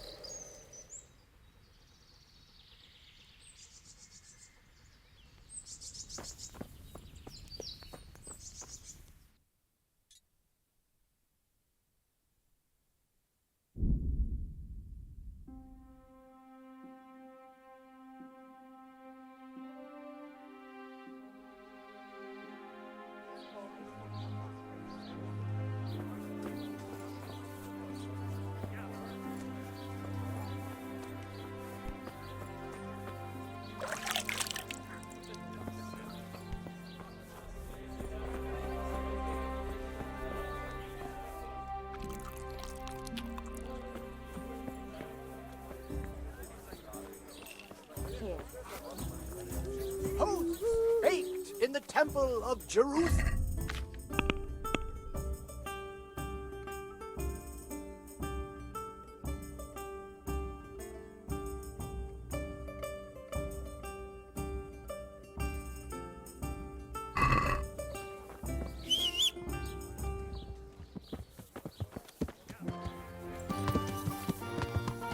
Yeah.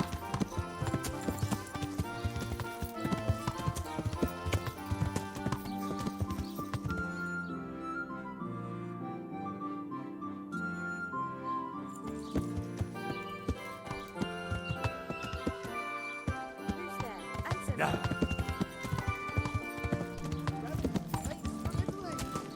Altar candles from France and pieces of cloth. Oh! Yeah.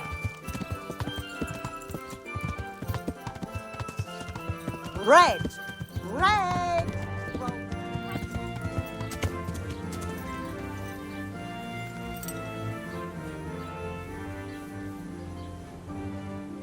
Good health to you. Good wife. Yes, lad. What can I do for you? You know, I can't stop thinking about what happened to that poor wretch. Have you no consideration for a poor old woman? I told you I don't want to talk about it. It might relieve you to talk to someone. Relieve me from what?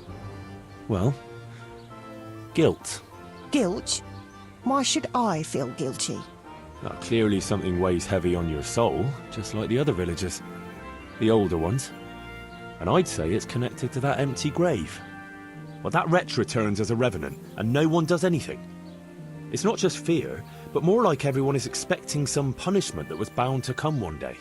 Oh, you might be right. Maybe it would give me some peace in my old age to finally tell the whole story. Several people from the village went to have it out with Lev, but he grabbed an axe and drove them off. He swore if anyone came near him, he'd burn their house down. Then he buried his wife and child in the meadows beyond Ledetrico. I saw him carving 3 statues there. Lev, you say his name was? What kind of statues? There's 3 roughly carved beams there, each with a human face, except the smallest, which has no face at all. For the stillborn child, I suppose. What happened then? Nothing. He went back to his work, but never spoke to the villagers again. He'd even go all the way to Rattay for food, rather than talk to anyone here. So he died alone in the end? Actually, it was the villagers. It was us that killed him. What? Just on account of his stealing? No. Not long after, fires started springing up in the village. And when the first house burned down, the folk were very angry. And of course suspicion fell on Lev. Everyone was dead certain it was him. They all remembered his words. Do you know how arsonists are punished, lad? No, I don't. By burning on the pyre. But no one wanted to waste time with the law. We just went to his house at night, smashed in the door and windows, and threw lighting torches inside. And that was the end of him. But the fires didn't stop. So he was innocent? He was. Well, I won't condemn you for it. It's for God to judge, but... may he forgive you for it. Thanks, lad. I pray every day for forgiveness, and it's a weight off my shoulders to tell someone. Take care.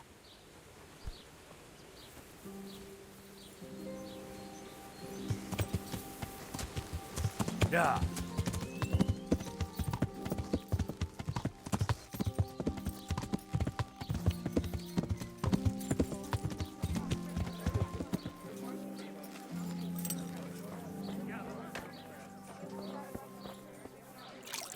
Hosts baked in the temple of Jerusalem.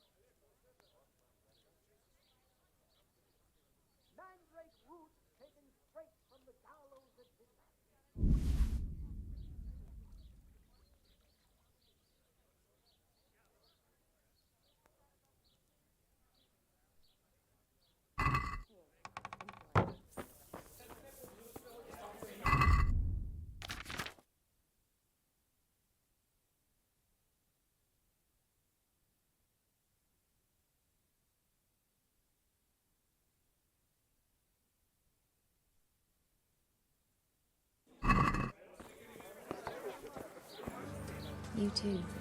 Ladies and gentlemen, good men, Yeah. poor or rich,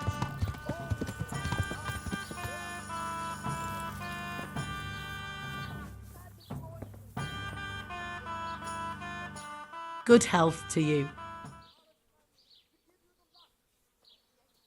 Take care.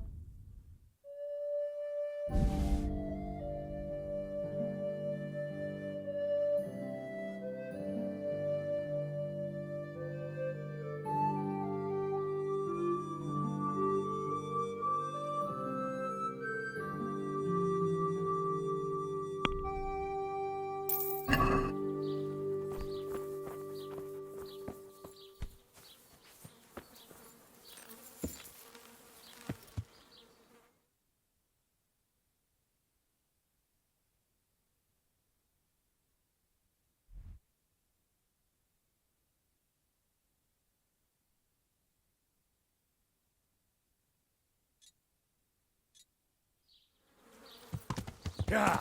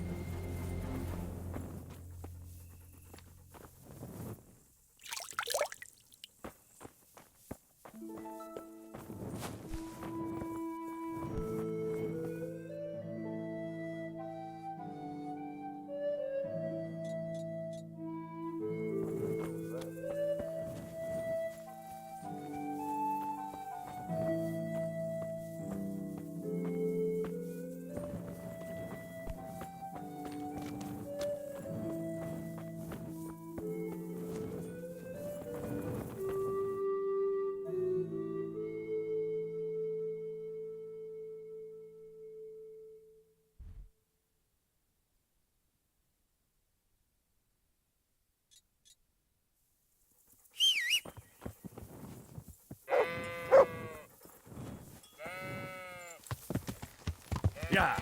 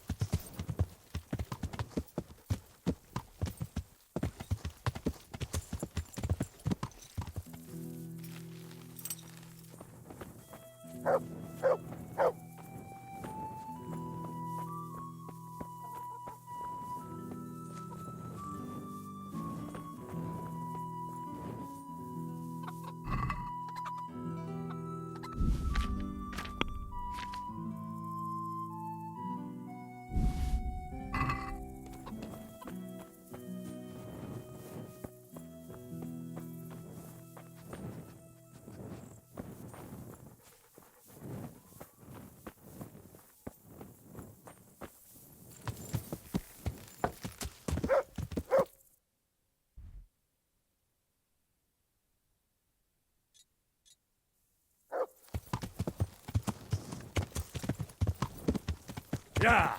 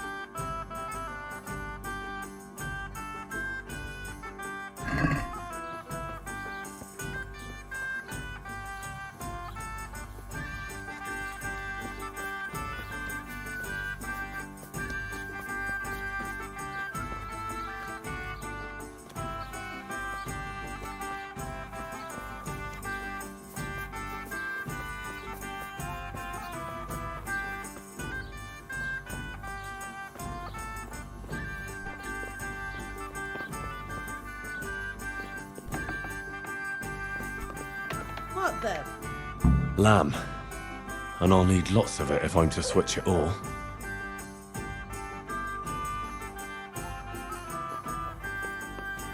Just lamb now.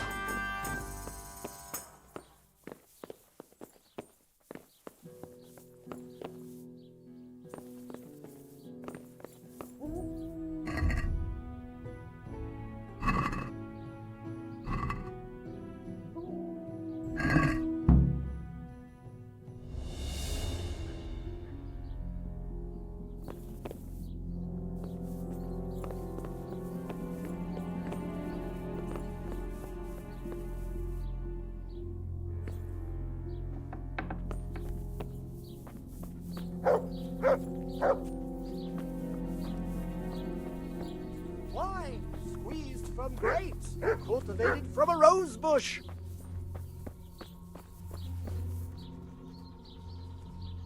God be with you. So, how am I doing so far? Good work, Henry. The whole village is shaking in its boots. Soon people won't step outside the door without saying 3 Hail Marys. Ugh, I'm glad to hear it. I'm beginning to feel haunted myself. No one in Ledechko would eat a single egg, even if they had any, because all the hens are hexed. Well, at least they've got fuel for their fires. The baths are closed. No one will tell you why, but everyone is clearly frightened. Half the village is without rosaries. Someone even wanted to buy one from me. And did you sell it? I don't trade in such banal goods. But I sold him a cat's paw. I didn't know a cat's paw was good for warding off revenants. Henry, all the goods I have are good for warding off revenants. So, the job is done, eh? Not quite. But you just said the whole village is shaking with fear. The whole village, but for one individual. Well, surely that doesn't matter. That's what I thought too. Only this fellow is giving everyone the benefit of his wisdom. He needs shaking up before he undoes your good work. But if he's not been scared yet, what more can I do to frighten him? Well, when he's not hanging around here ruining my trade, he's in the tavern boasting that he'd happily sleep by that empty grave to prove there's no revenant. Yeah, I bet he would. Exactly. He just needs a little persuasion. And once he's there, make it the most terrifying night of his life. Well, what are we waiting for then? It's best to be well prepared. You ought to find out something about him, so there's no surprises. The gossip woman? Naturally. And Henry, before we get to that grave, you can still try and come up with more ways to frighten the villagers. The more terrified they are, the more groschen there'll be in it for me. For us, that is. God be with you.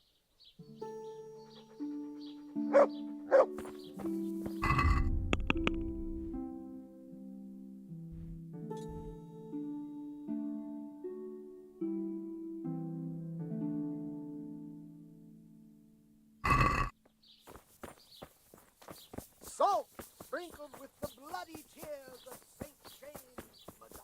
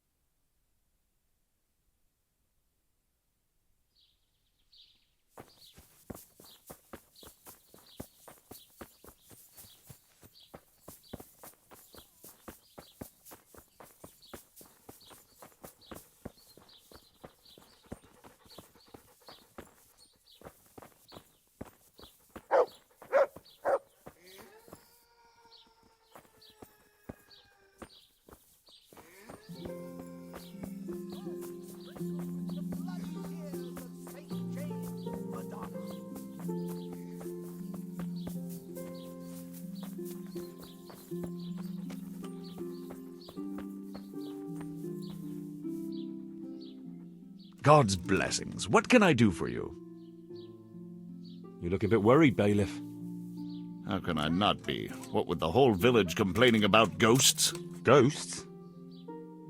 An empty grave that they say a revenant crawled out of. They talk of nothing else.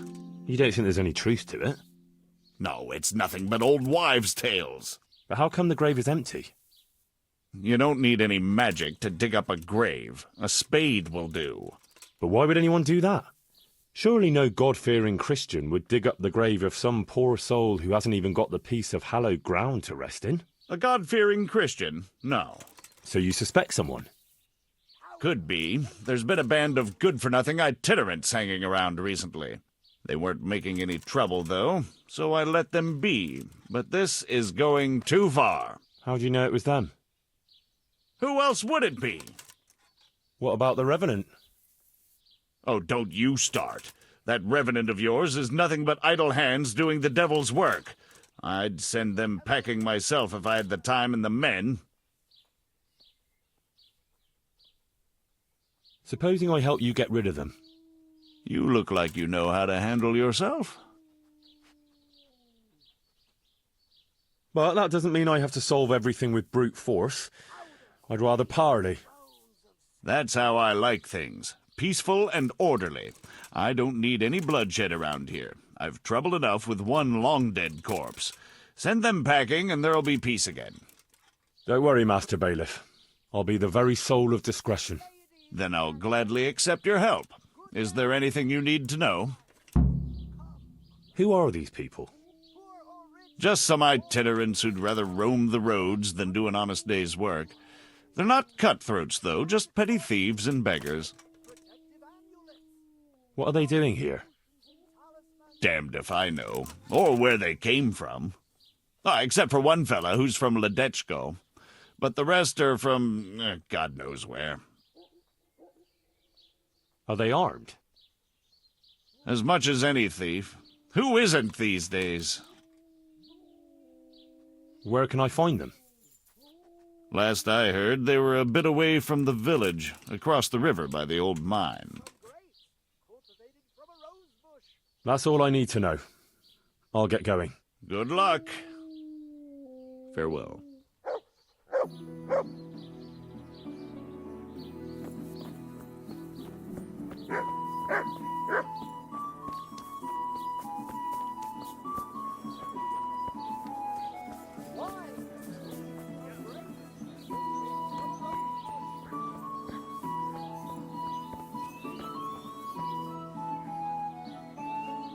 If it's a bath you're after, I'm afraid you're out of luck. Oh? How's that? We're closed. A terrible thing has happened. Really? What? The water in the tubs has turned to blood. Water turned to blood? You're having me on, right? I wouldn't have believed it myself if I hadn't seen it with my own two eyes. Turned to blood. But that's impossible. How could that happen? Well, there's been talk that there's a revenant on the loose. Jesus preserve us. People's rosaries are going missing. That's the work of dark forces. The hens round here have been hexed. They're laying charcoal instead of eggs. Where did this revenant come from? There was a charcoal burner who had a tragic fate, and he was buried hereabouts in unhallowed ground. They say he's risen from the grave to take revenge on the locals. Yeah, I heard of him. What does he want to avenge? The death of his wife? Hers. And his own, too. His death? Why? I heard what happened before, but I don't know how he ended up. I can't tell you that. Some of the older folk still remember, but they ain't keen to talk about it. Why blood in the baths? Well, the wife of that fella who they say has returned from the grave, she bled to death in childbirth. And none of the bathmaids that was here at the time helped her. That's why. And what about your other services? Are you still doing business? Aye, for now. Who knows how long, though? What do you need?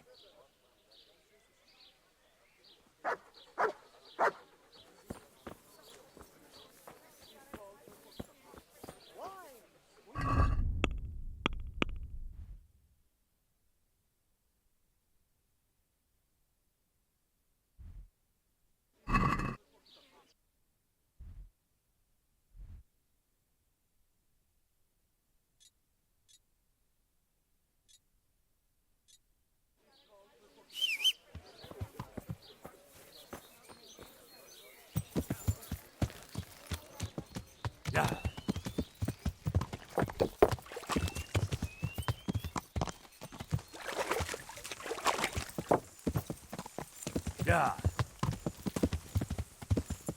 Yeah.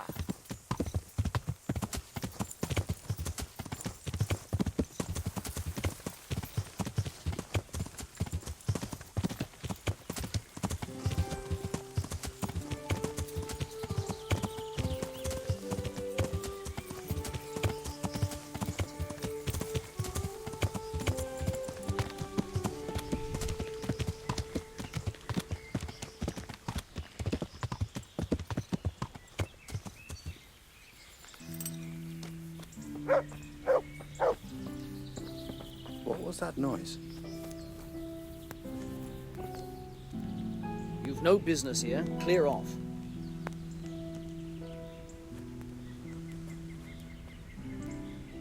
What do you want, boy? The bailiff sent me after you. Oh, yeah? I'm shitting myself. Well, you better take a good look at me and think again. Oh, all right. What does the bailiff want from us? I'm supposed to get you to leave. What's the problem all of a sudden? Someone hereabouts dug up a grave, and the bailiff reckons you lot are mixed up in it. Sure, might as well blame us for everything, why not? I suppose we burned down Skalitz too. Don't play the innocent lamb with me. You know what I think? No, I don't much care. Well, maybe you ought to. Oh yeah? Why?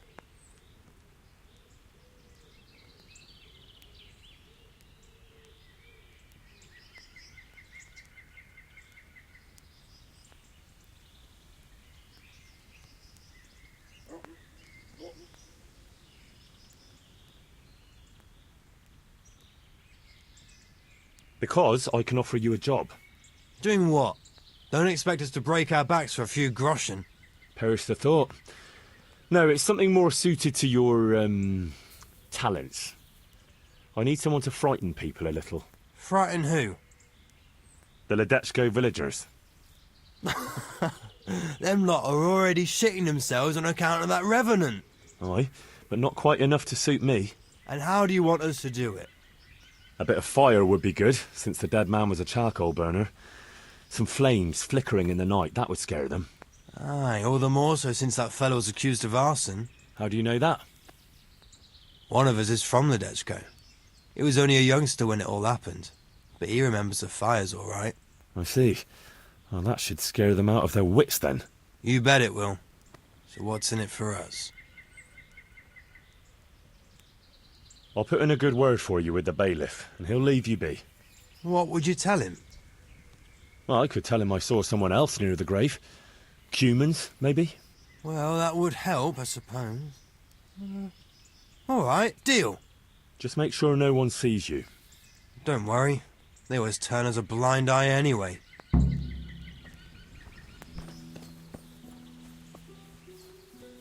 Is someone there?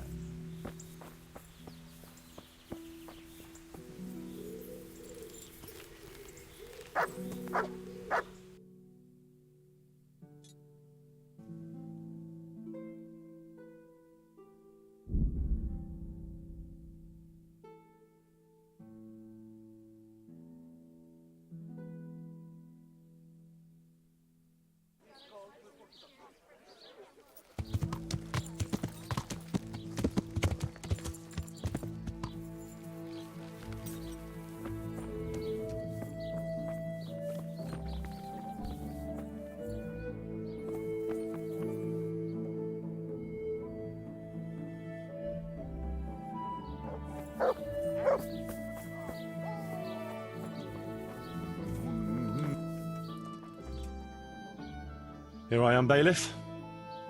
So, how did it go? I talked to those itinerants, and I'm sure they're not mixed up in it. How can you be so sure? Well, those lazy beggars. Digging up a grave is too much like work for them.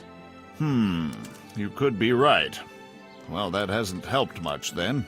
I still have an empty grave and no explanation for it. Goodbye.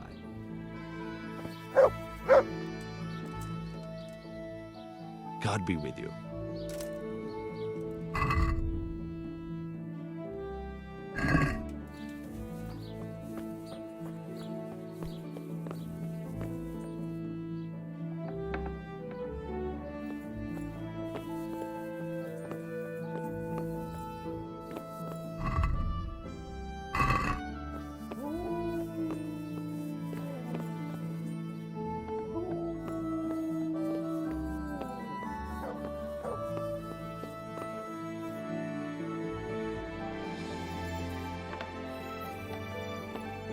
Hang on, this is venison.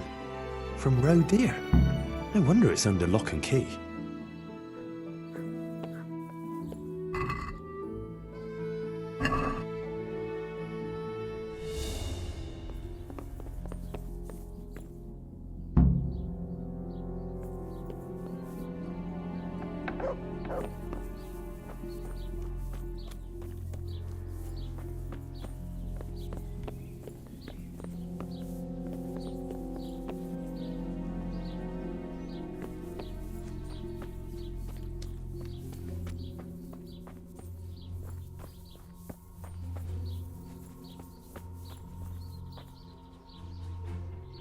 God's blessings. Take care.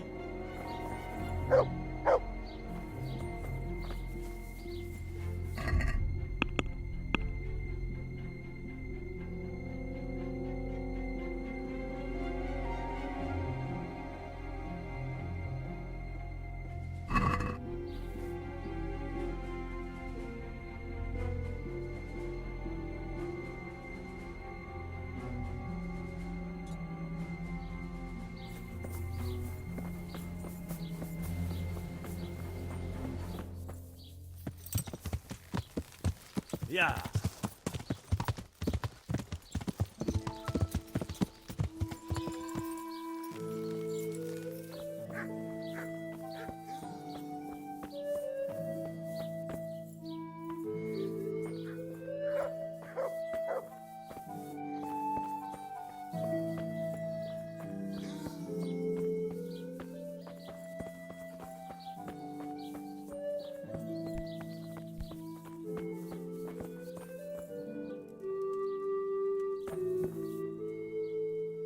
I hope you're not after eggs.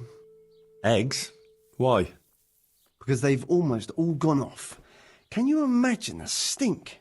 I don't think I want to. Terrible it is. Uh-huh.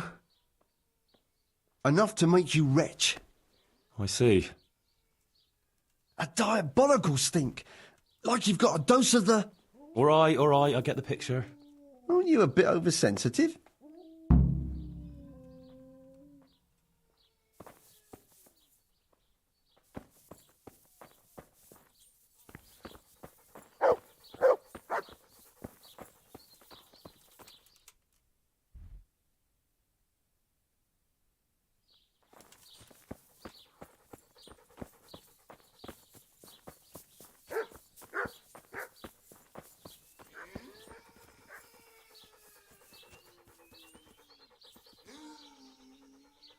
Good health to you.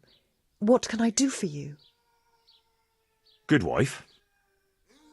You're still here, lad? I thought you'd have fled by now. Fled? Why on earth would I do that? Because there's a revenant on the prowl. The whole village is talking about it, and everyone is terrified. Ah, that. But I heard there's one brave lad who's not afraid. You mean Felix?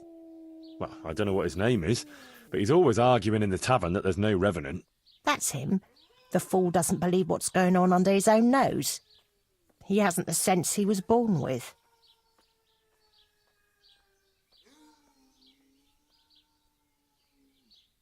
He even said he'd spend the night at the graveside, just to prove there's no revenant. Aye, all talk and no action. Is he brave or just stupid? Surely he's afraid of something. I couldn't tell you. But if he's to be believed, he doesn't fear the devil himself. And do you believe him? Well, it's true he never seems bothered by anything. But then he's always with that other pair. What pair? Two mates of his. But he was alone in the tavern.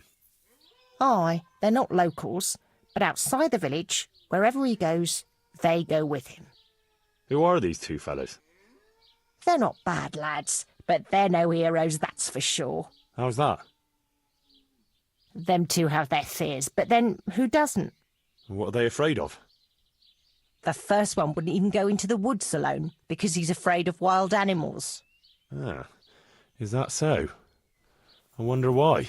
He got lost in the forest as a young lad, and he wasn't found till next morning. Shaking and pale as a ghost he was when they found him. Poor lad. Must have been scared out of his wits. That he was. What about the other one? He's afraid of fire. Why? His own father burned him, God forgive him. As a young lad, he was playing with fire and nearly set fire to the house. So his pa taught him a lesson he wouldn't forget. Poor lad. That's a terrible way to teach a child. My words, exactly. Ah, it's been an interesting chat. Thanks, good wife. God bless.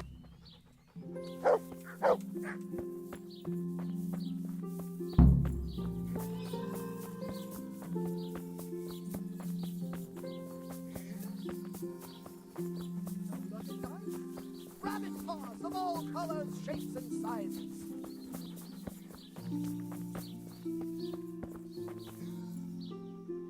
God save you.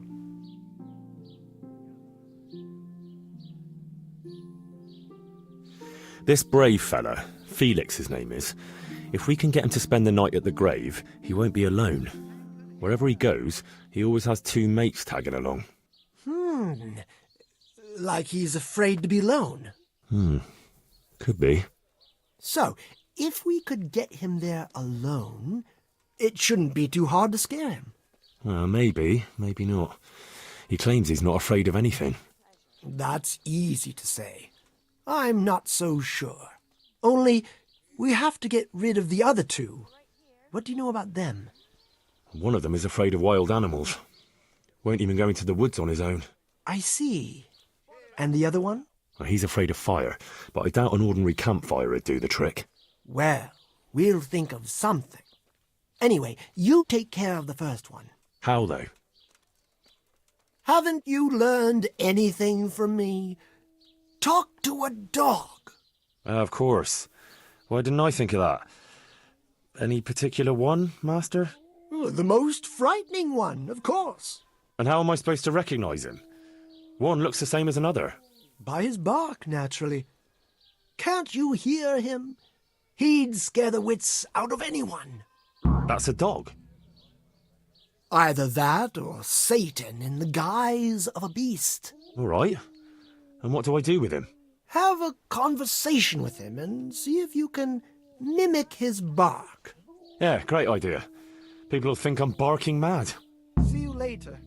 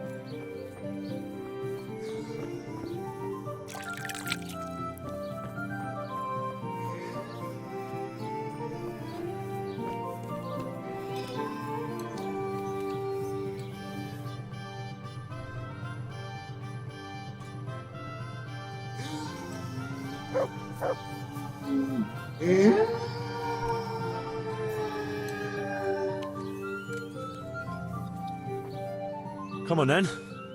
Bark.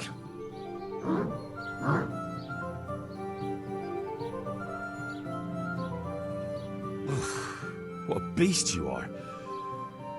All right, let's see. Ruff.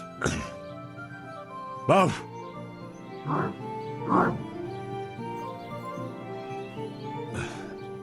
Again.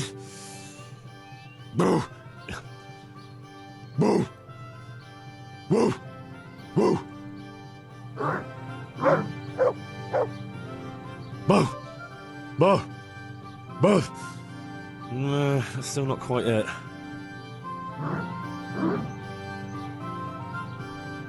Yeah. Boo. Boo.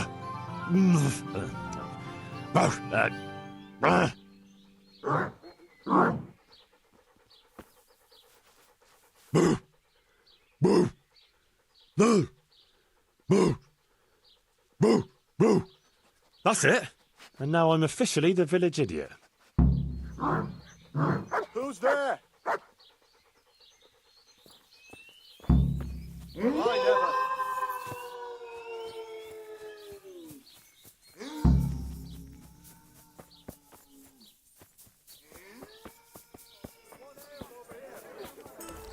I'll bring it right away. One beer for me. Has your manhood been wilting of late? Then buy this powder made of a So, how did you get on? I found that mutt. Although from the noises it made, you'd hardly guess it was a dog. So you've learned to bark? I have, master. So bark.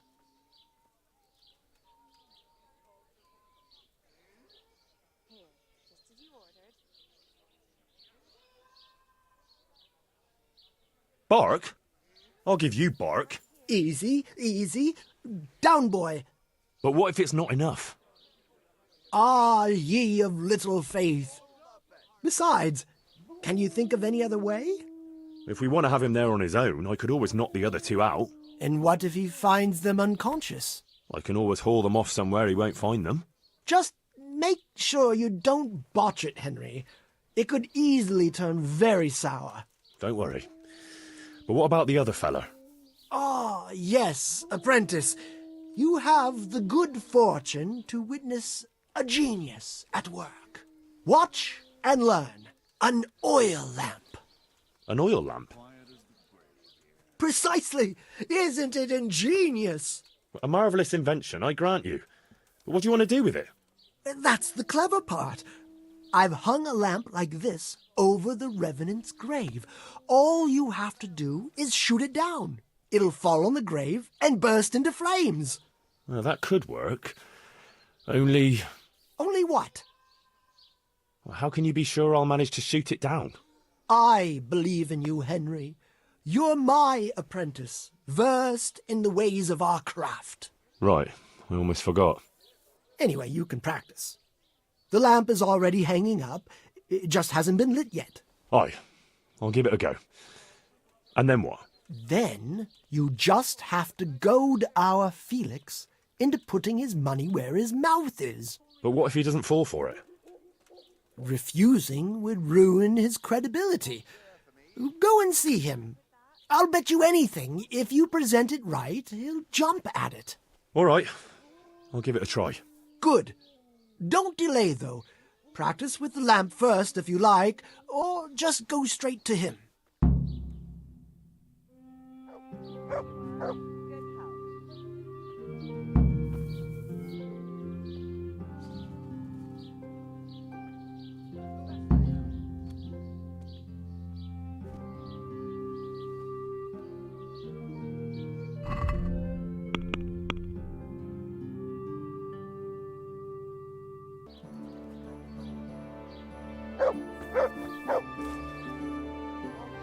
Glad to see you. So, how am I doing so far? I already told you, Henry. Everyone is scared out of their wits. I know. I was just wondering if anything had changed. Well, some folk saw flames of hellfire flickering around the village at night. Great. Good. The more frightened they are, the better. Maybe then you'll sell lots of remedies, and maybe you'll share some of the profits with your loyal apprentice. Maybe.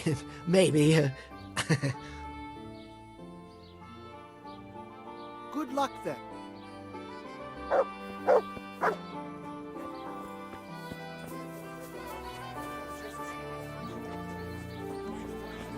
Here you are, and good health.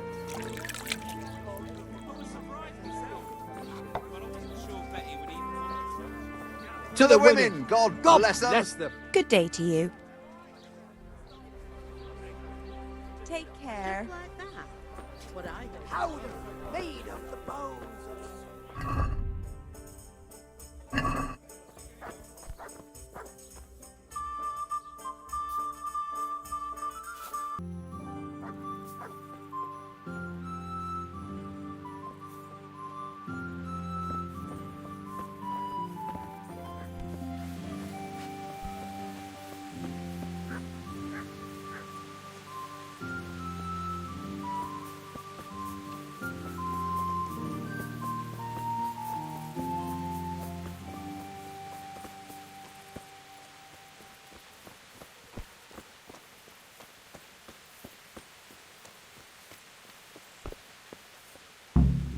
chickens. That should be no problem.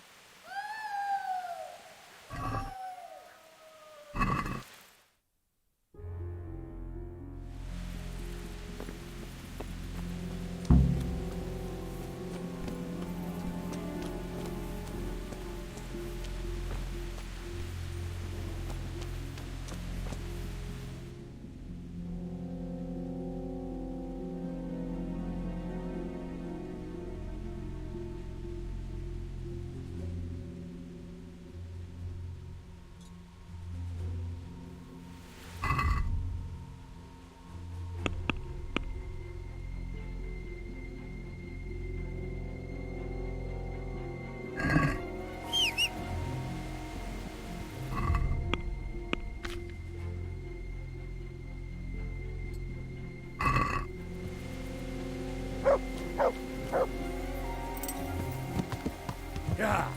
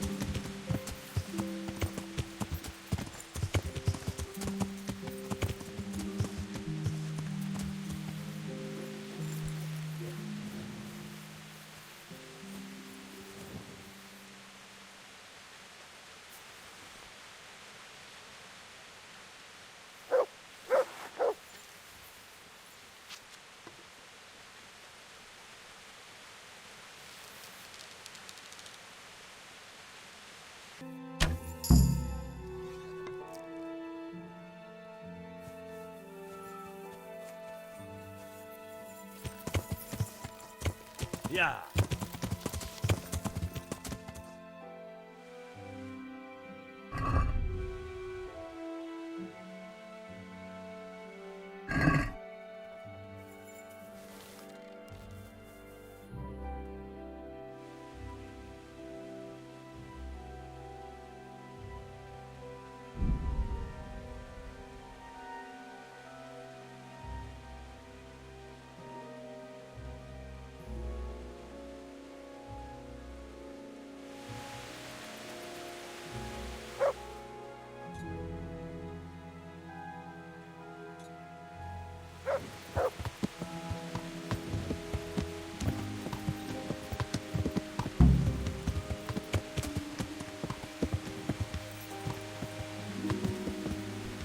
Yeah.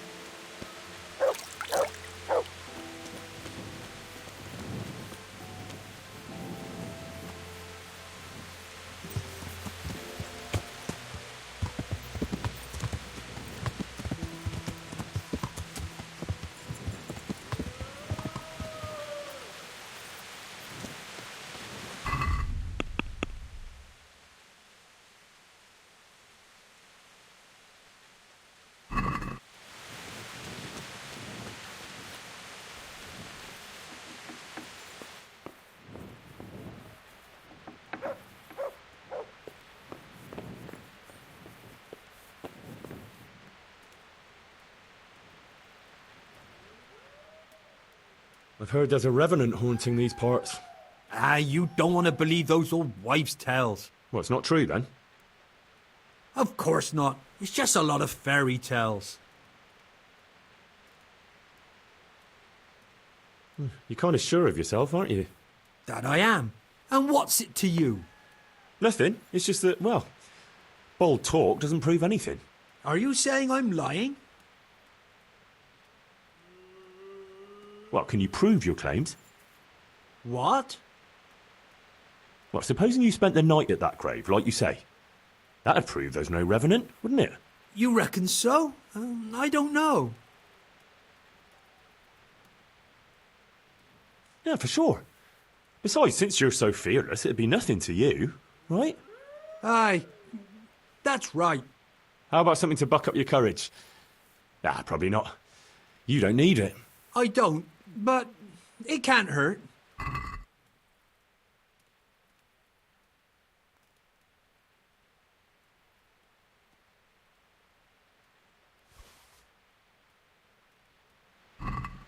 Thanks, Em. So when are you going to do it? Just as soon as I can in the evening.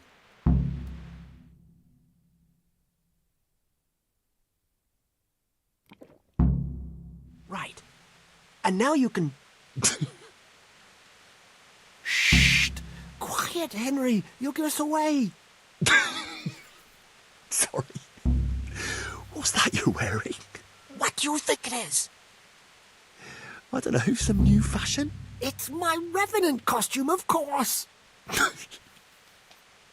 My apologies, Master, for not recognising it immediately. You obviously still have a lot to learn. So, did they come? Yes, all three. They're camping at the top of the hill. Right. I'll have time to get haunting then. Where do I start? I'll leave that up to you. The main thing is to scare off the two cronies first. I'll take care of fearless Felix. So I'll scare one off with the lamp? Yes, just make sure no one sees you shooting. And the other one with fearsome noises? That will probably take a few attempts. Ideally, a bit at a time. Let him work up an appetite for more, so to speak. I couldn't have put it better myself. Just don't give yourself away. I won't, but if they do happen to see me coming... Then you'd better vanish like a wisp of smoke, or make some excuse. And what will you be doing? I'll wait somewhere out of the way for a while, and then I'll crash in. So make sure the other two are gone by then. All right.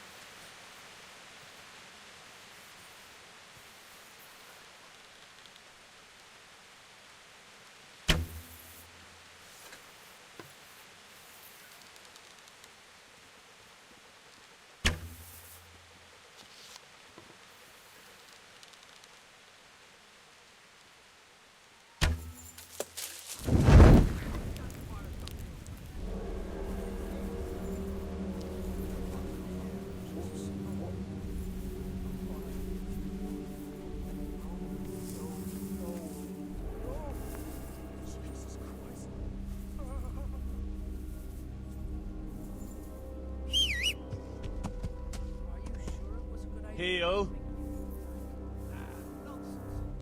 What's there to be afraid of here?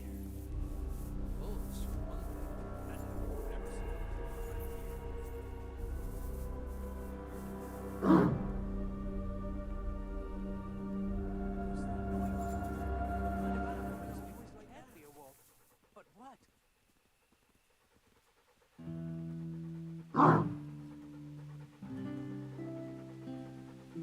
Christ, that noise again. What the coming from? Probably nothing. Oh, no, not again. No, please, God, no. I can't stand this. No, no, please, no. They're everywhere. They'll devour me. Jesus Christ, I've got to get away from here.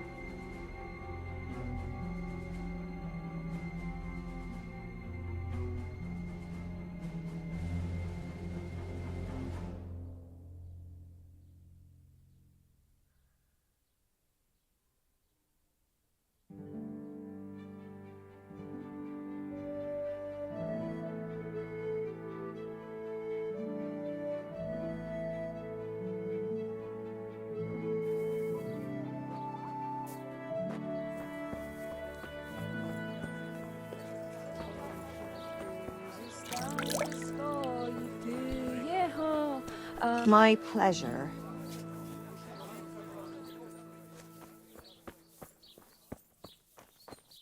Salt! That was something. How did you like that, eh? Wonderful! I haven't had so much fun since I dressed up as the Pope. Did you see him run? Like all the demons of hell were on their heels. One was quite enough, evidently. So what now? Now I just wait for my customers to turn up. Come and see me tomorrow before noon, and you'll get your well-earned reward.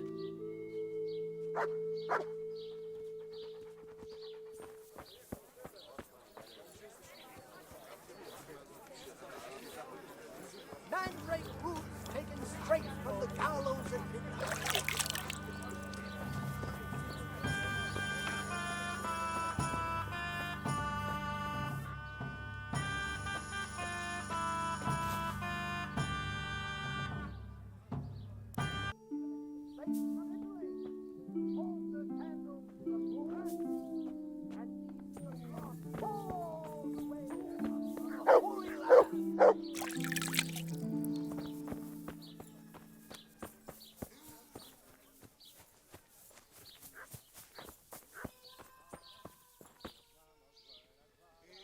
Ah, my dear apprentice, how happy I am to see you. So, it all worked out then? Like a dream. I didn't sell half as much in Sasau. That's good news. Now, about that thing you promised me. Your well-deserved reward, certainly. Here you have it. Henry, what have you done? What do you mean? I did what you asked. Didn't you overdo it a bit? I don't know, why? Because I was left with nothing. They descended on me like a plague of locusts and made off with everything I had. But that's a good thing, isn't it? I'm not saying it's not. Just whether you didn't get a little carried away. Well, if I did, it was only out of loyalty to my esteemed master. What will you do now? I could go now. I've coined enough, but I'll wait a while before moving on. Why? I thought you didn't want to stay too close to Sasau for long. But what if you needed my help? Indeed. How could I forget all you've done for me? Well, at least I'll know where to find you.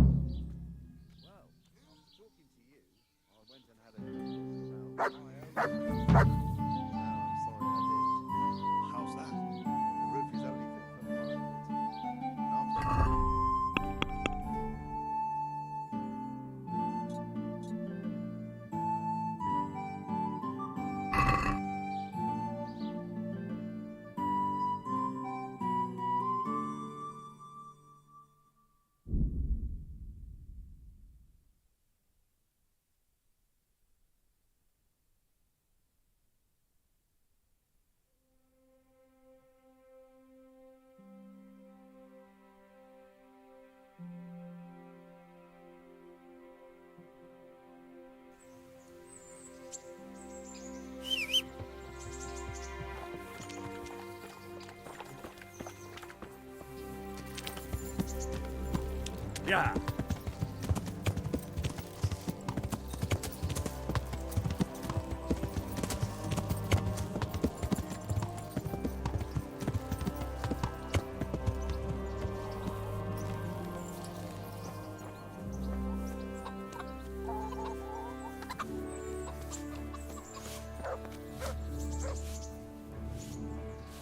God grant you health.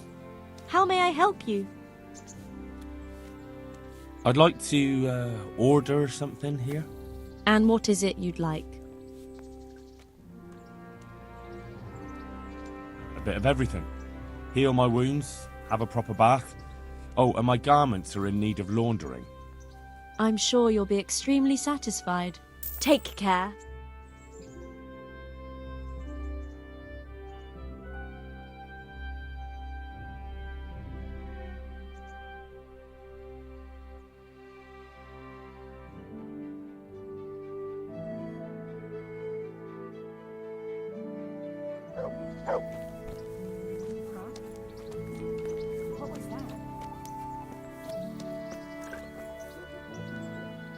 Greetings. What business have you? I got you that potion from the charlatan. What charlatan? He's a man of learning who even cured the Pope of impotence. But thanks, Henry. I really appreciate your help. Once I drink this potion, every woman will faint at my feet. But I'm only interested in one. The fairest creature on God's green earth. Yeah, the butcher's daughter, I know. And then what? A rendezvous. She and I, under the cloak of night. And you shall be my herald of exalted words. You will hide and prompt me from a book of poetry. I'll do what? Here's a book of poems. I'll need a little time to get ready. Meanwhile, you can learn some poems off by heart. You'll prompt me. Learn poetry? Me? That sounds... well, not exactly... Stop wasting time and get to it. Come back to me in a couple of hours. I have to get dressed up and groomed, and it'll take a while before the potion takes effect. God be with you.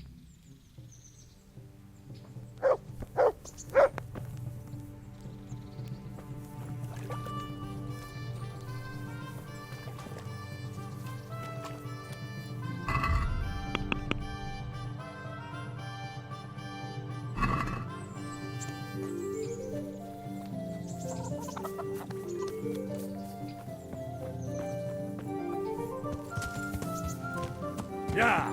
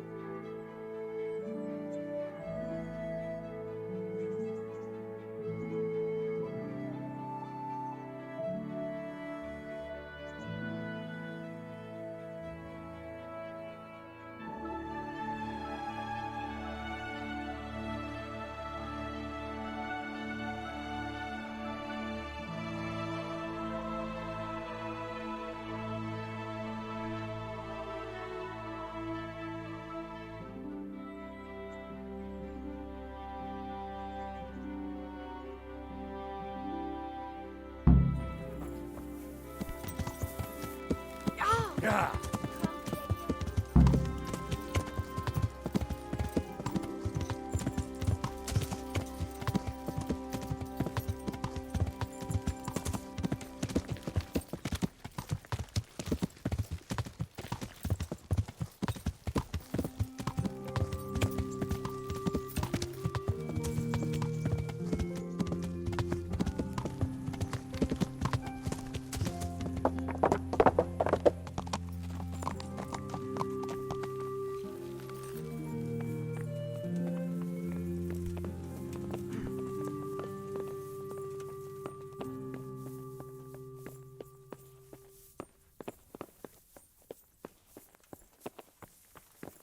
What the...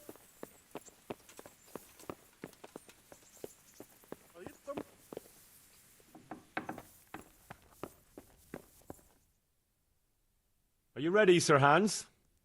Henry, something's gone wrong. Open up. I'm not going to talk to the door.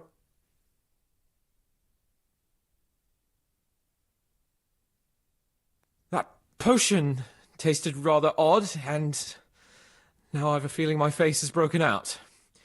How do I look?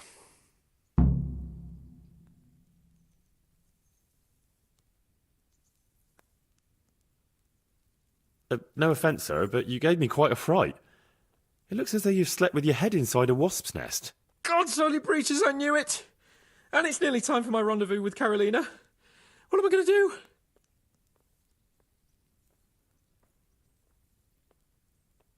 You just sit tight, and I'll go and find you some antidote. All right. But hurry, Henry. I can't wait any longer. The best cure for this kind of thing is marigold decoction. I can get you that right away. Greetings. What business have you? I've got a remedy for you. About time. Give it here. As soon as I'm healed, we'll go. God be with you.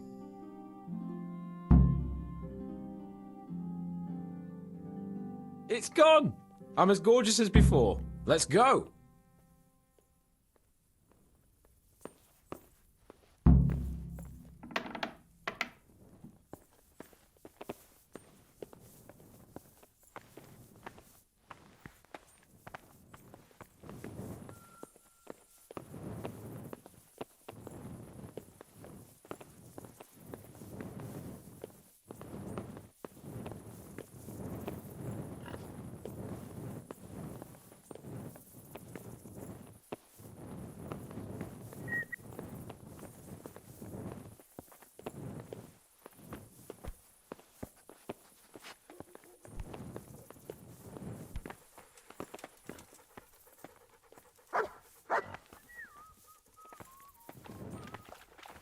Tell me, Henry, how many girls have you had in your life?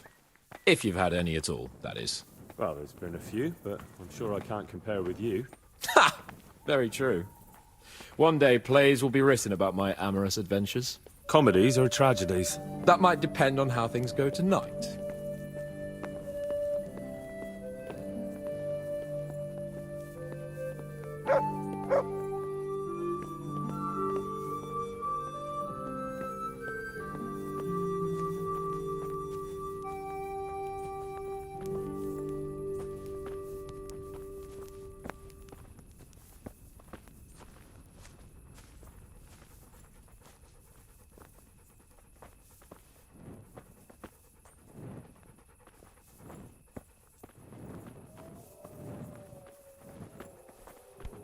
You blackguard! How dare you walk around in the dark without a torch?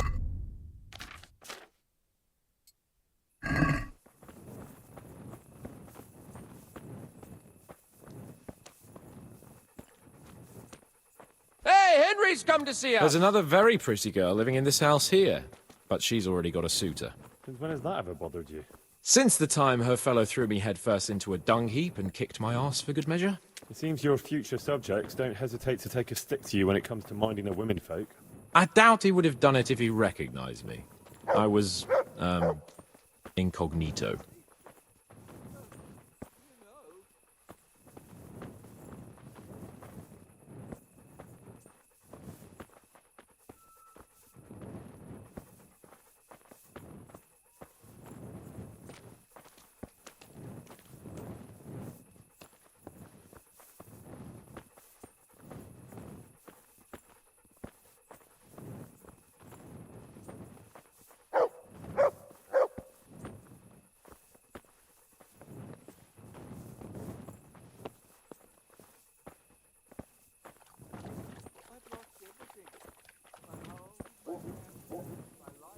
We're almost there. You'll hide behind a gravestone or in the bushes and don't budge from there. Otherwise you might scare her off.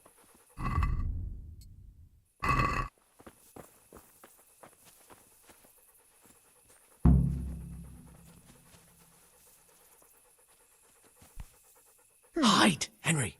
Time to get started. How do you know it's her who will come out and not someone else? She got the letter and necklace, didn't she? She knows that that is, her secret admirer is coming. And what am I supposed to do? What do you think, dolt? Prompt me from that book of poetry.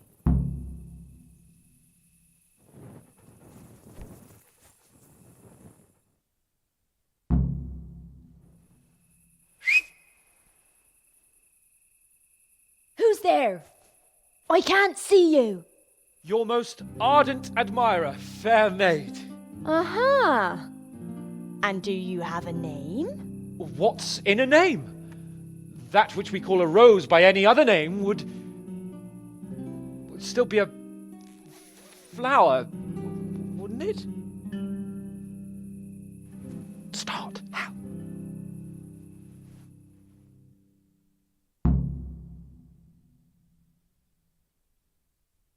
are you saying? I can't hear you. Gentle night, why linger on? I yearn thus for my love so long.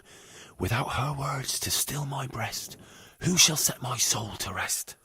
Gentle night, why linger on? I earned this from my love so long. Whip out your worthy silky breasts. Who shall suck my salty bits? No!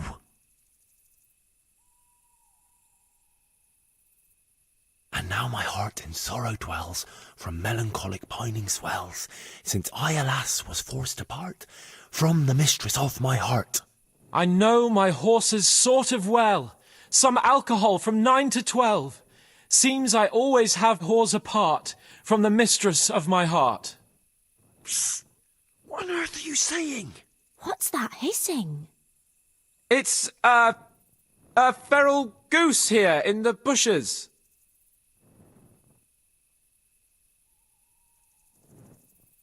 Ah, Lord, let me not wait in vain. I long to see my love again. O gentle sir, be of good cheer. I shall not cling to another dear. Landlord, let me not wait in vain. I long to sing and laugh again. O gentle sir, get off your chair. I shall not bring you another beer. Jesus, Henry, what kind of yokel nonsense are you babbling? Me? You're the one who's babbling. You're an odd one. I've never heard such peculiar poetry in my life. Where on earth did you come up with it? It's the latest fashion in France. You've done enough harm. Better shut up and leave it to me. How did you like it, dearest? Ah, how tender you are. Father is coming! Hide! Who was that talking? If it's some dandy again, I'll gut him with my filleting knife. I didn't hear anyone. Did you hear what he said? But I have a bad feeling about this, Hans. I think we should... Are you still there? Still here, my love. How could I have apart from you? Father's coming! He'll kill you! He will not. Because it'll never cross his mind where I'll be. Henry, it's time for me to claim my prize. Whatever happens, cover my back. There you are, you seducer! Now you'll see how a butcher protects his daughter's honor. Buy me time. You got some explaining to do, you bastard!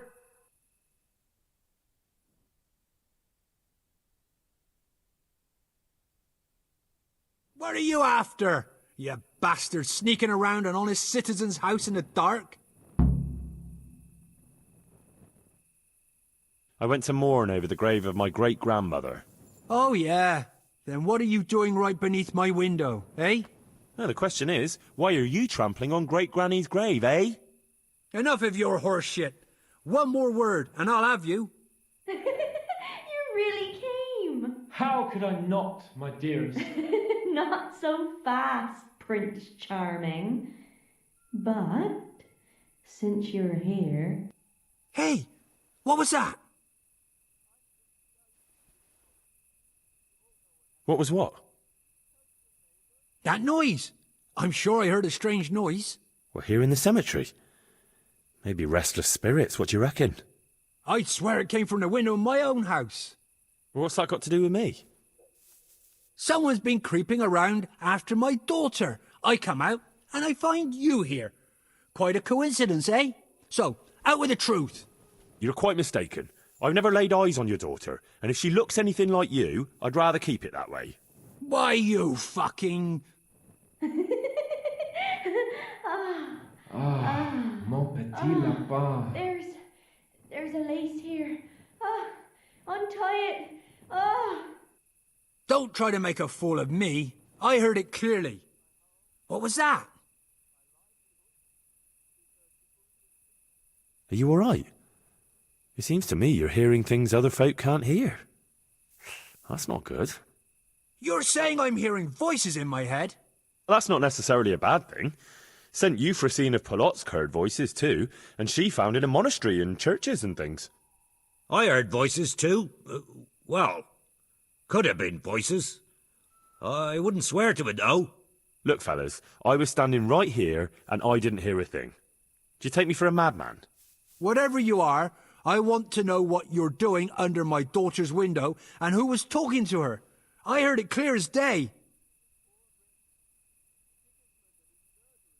Good neighbour, it can't be denied that old age dulls a man's ears. I'm here alone, praying for the souls of the good people resting in the cemetery. I've nothing to do with your daughter. That voice sounded different to yours, though. But where did he get to? You must have seen him. Unless you're covering for him. Yes. Oh. Yes. Ah, yes.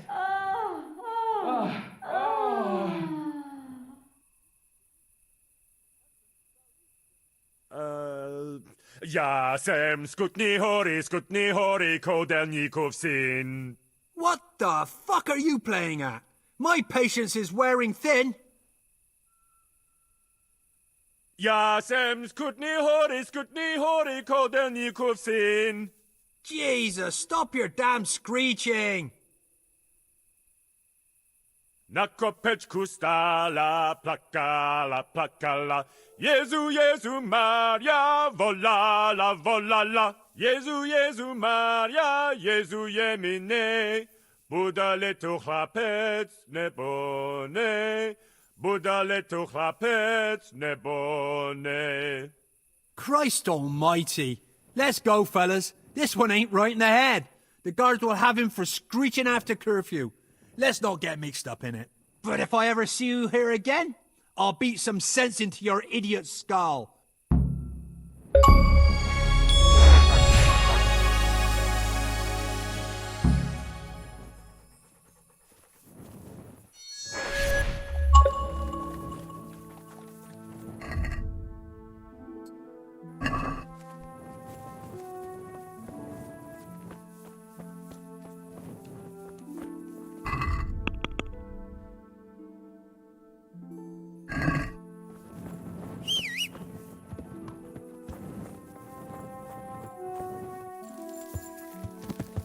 Yeah.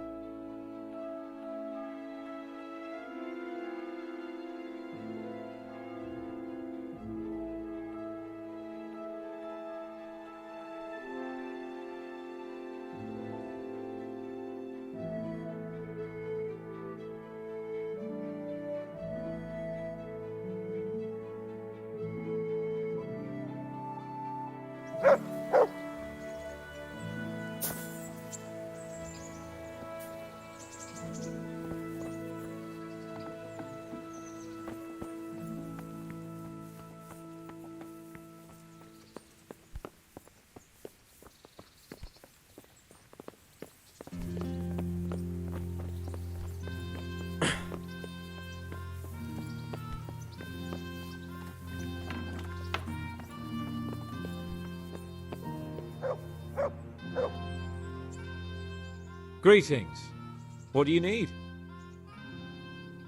How did it go with Carolina, Sans? Henry, it was the most wonderful night of my life. She was completely entranced by my courting. I hardly had to touch her, and she melted in my arms. And then she took me to paradise. It was glorious. It was sublime. Thanks, in part, to you, my faithful henchman and messenger of love. You've earned your reward. It was an honour, Sir Hans. When are you going to see her again? Oh, I'm not going to see her again. All beautiful things must come to an end, and, after all, I am a nobleman, and she is the butcher's daughter.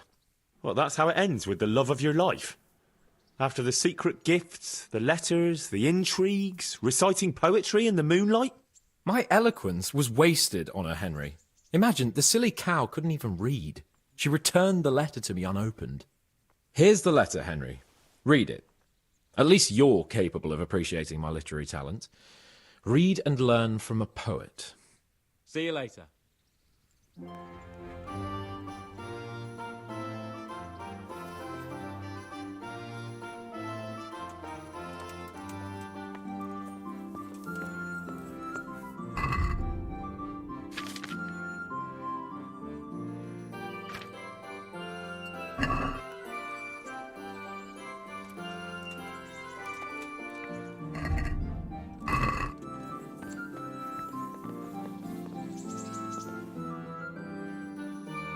And well, I'm sure we can come to some agreement, your lordship. Well, bearing in mind, Master Butcher, that we have nothing to come to agreement about yet. Well, yes, sir. No, sir. Well, I thought I ought to let you know what happened. My daughter's good name could be dragged through the mud. And his young lordship's too, of course. Well, only if she should find herself with a permanent reminder. Oh, well, that could happen yet, sir, couldn't it? If her belly starts to grow. You know how word gets around, and, well, folk would assume that Sir Hans is the father, even if some other young fellow was to come along in the meanwhile, and, well, and we already know, the girl can't be watched. Are you trying to blackmail me? Have you forgotten that I am the lord of this town, and that you are nothing but a stinking butcher? Oh, God forbid, sir. I'm just thinking of his young lordship's reputation, and my girl's. But, of course, if his young lordship was to recognise the bastard as his own, and pay for his upbringing... You can thank your lucky stars you're the only butcher around here. Otherwise, I'd have you out on your ear this very day. But, sir, I'm only... Here, take this, you damn scoundrel, and never show your face here again. Thank you, your lordship. I'm sure this will be enough. Thank you, sir. Thank you kindly. Blasted fool Capon. I'll wring his neck. I'll have his balls on a platter!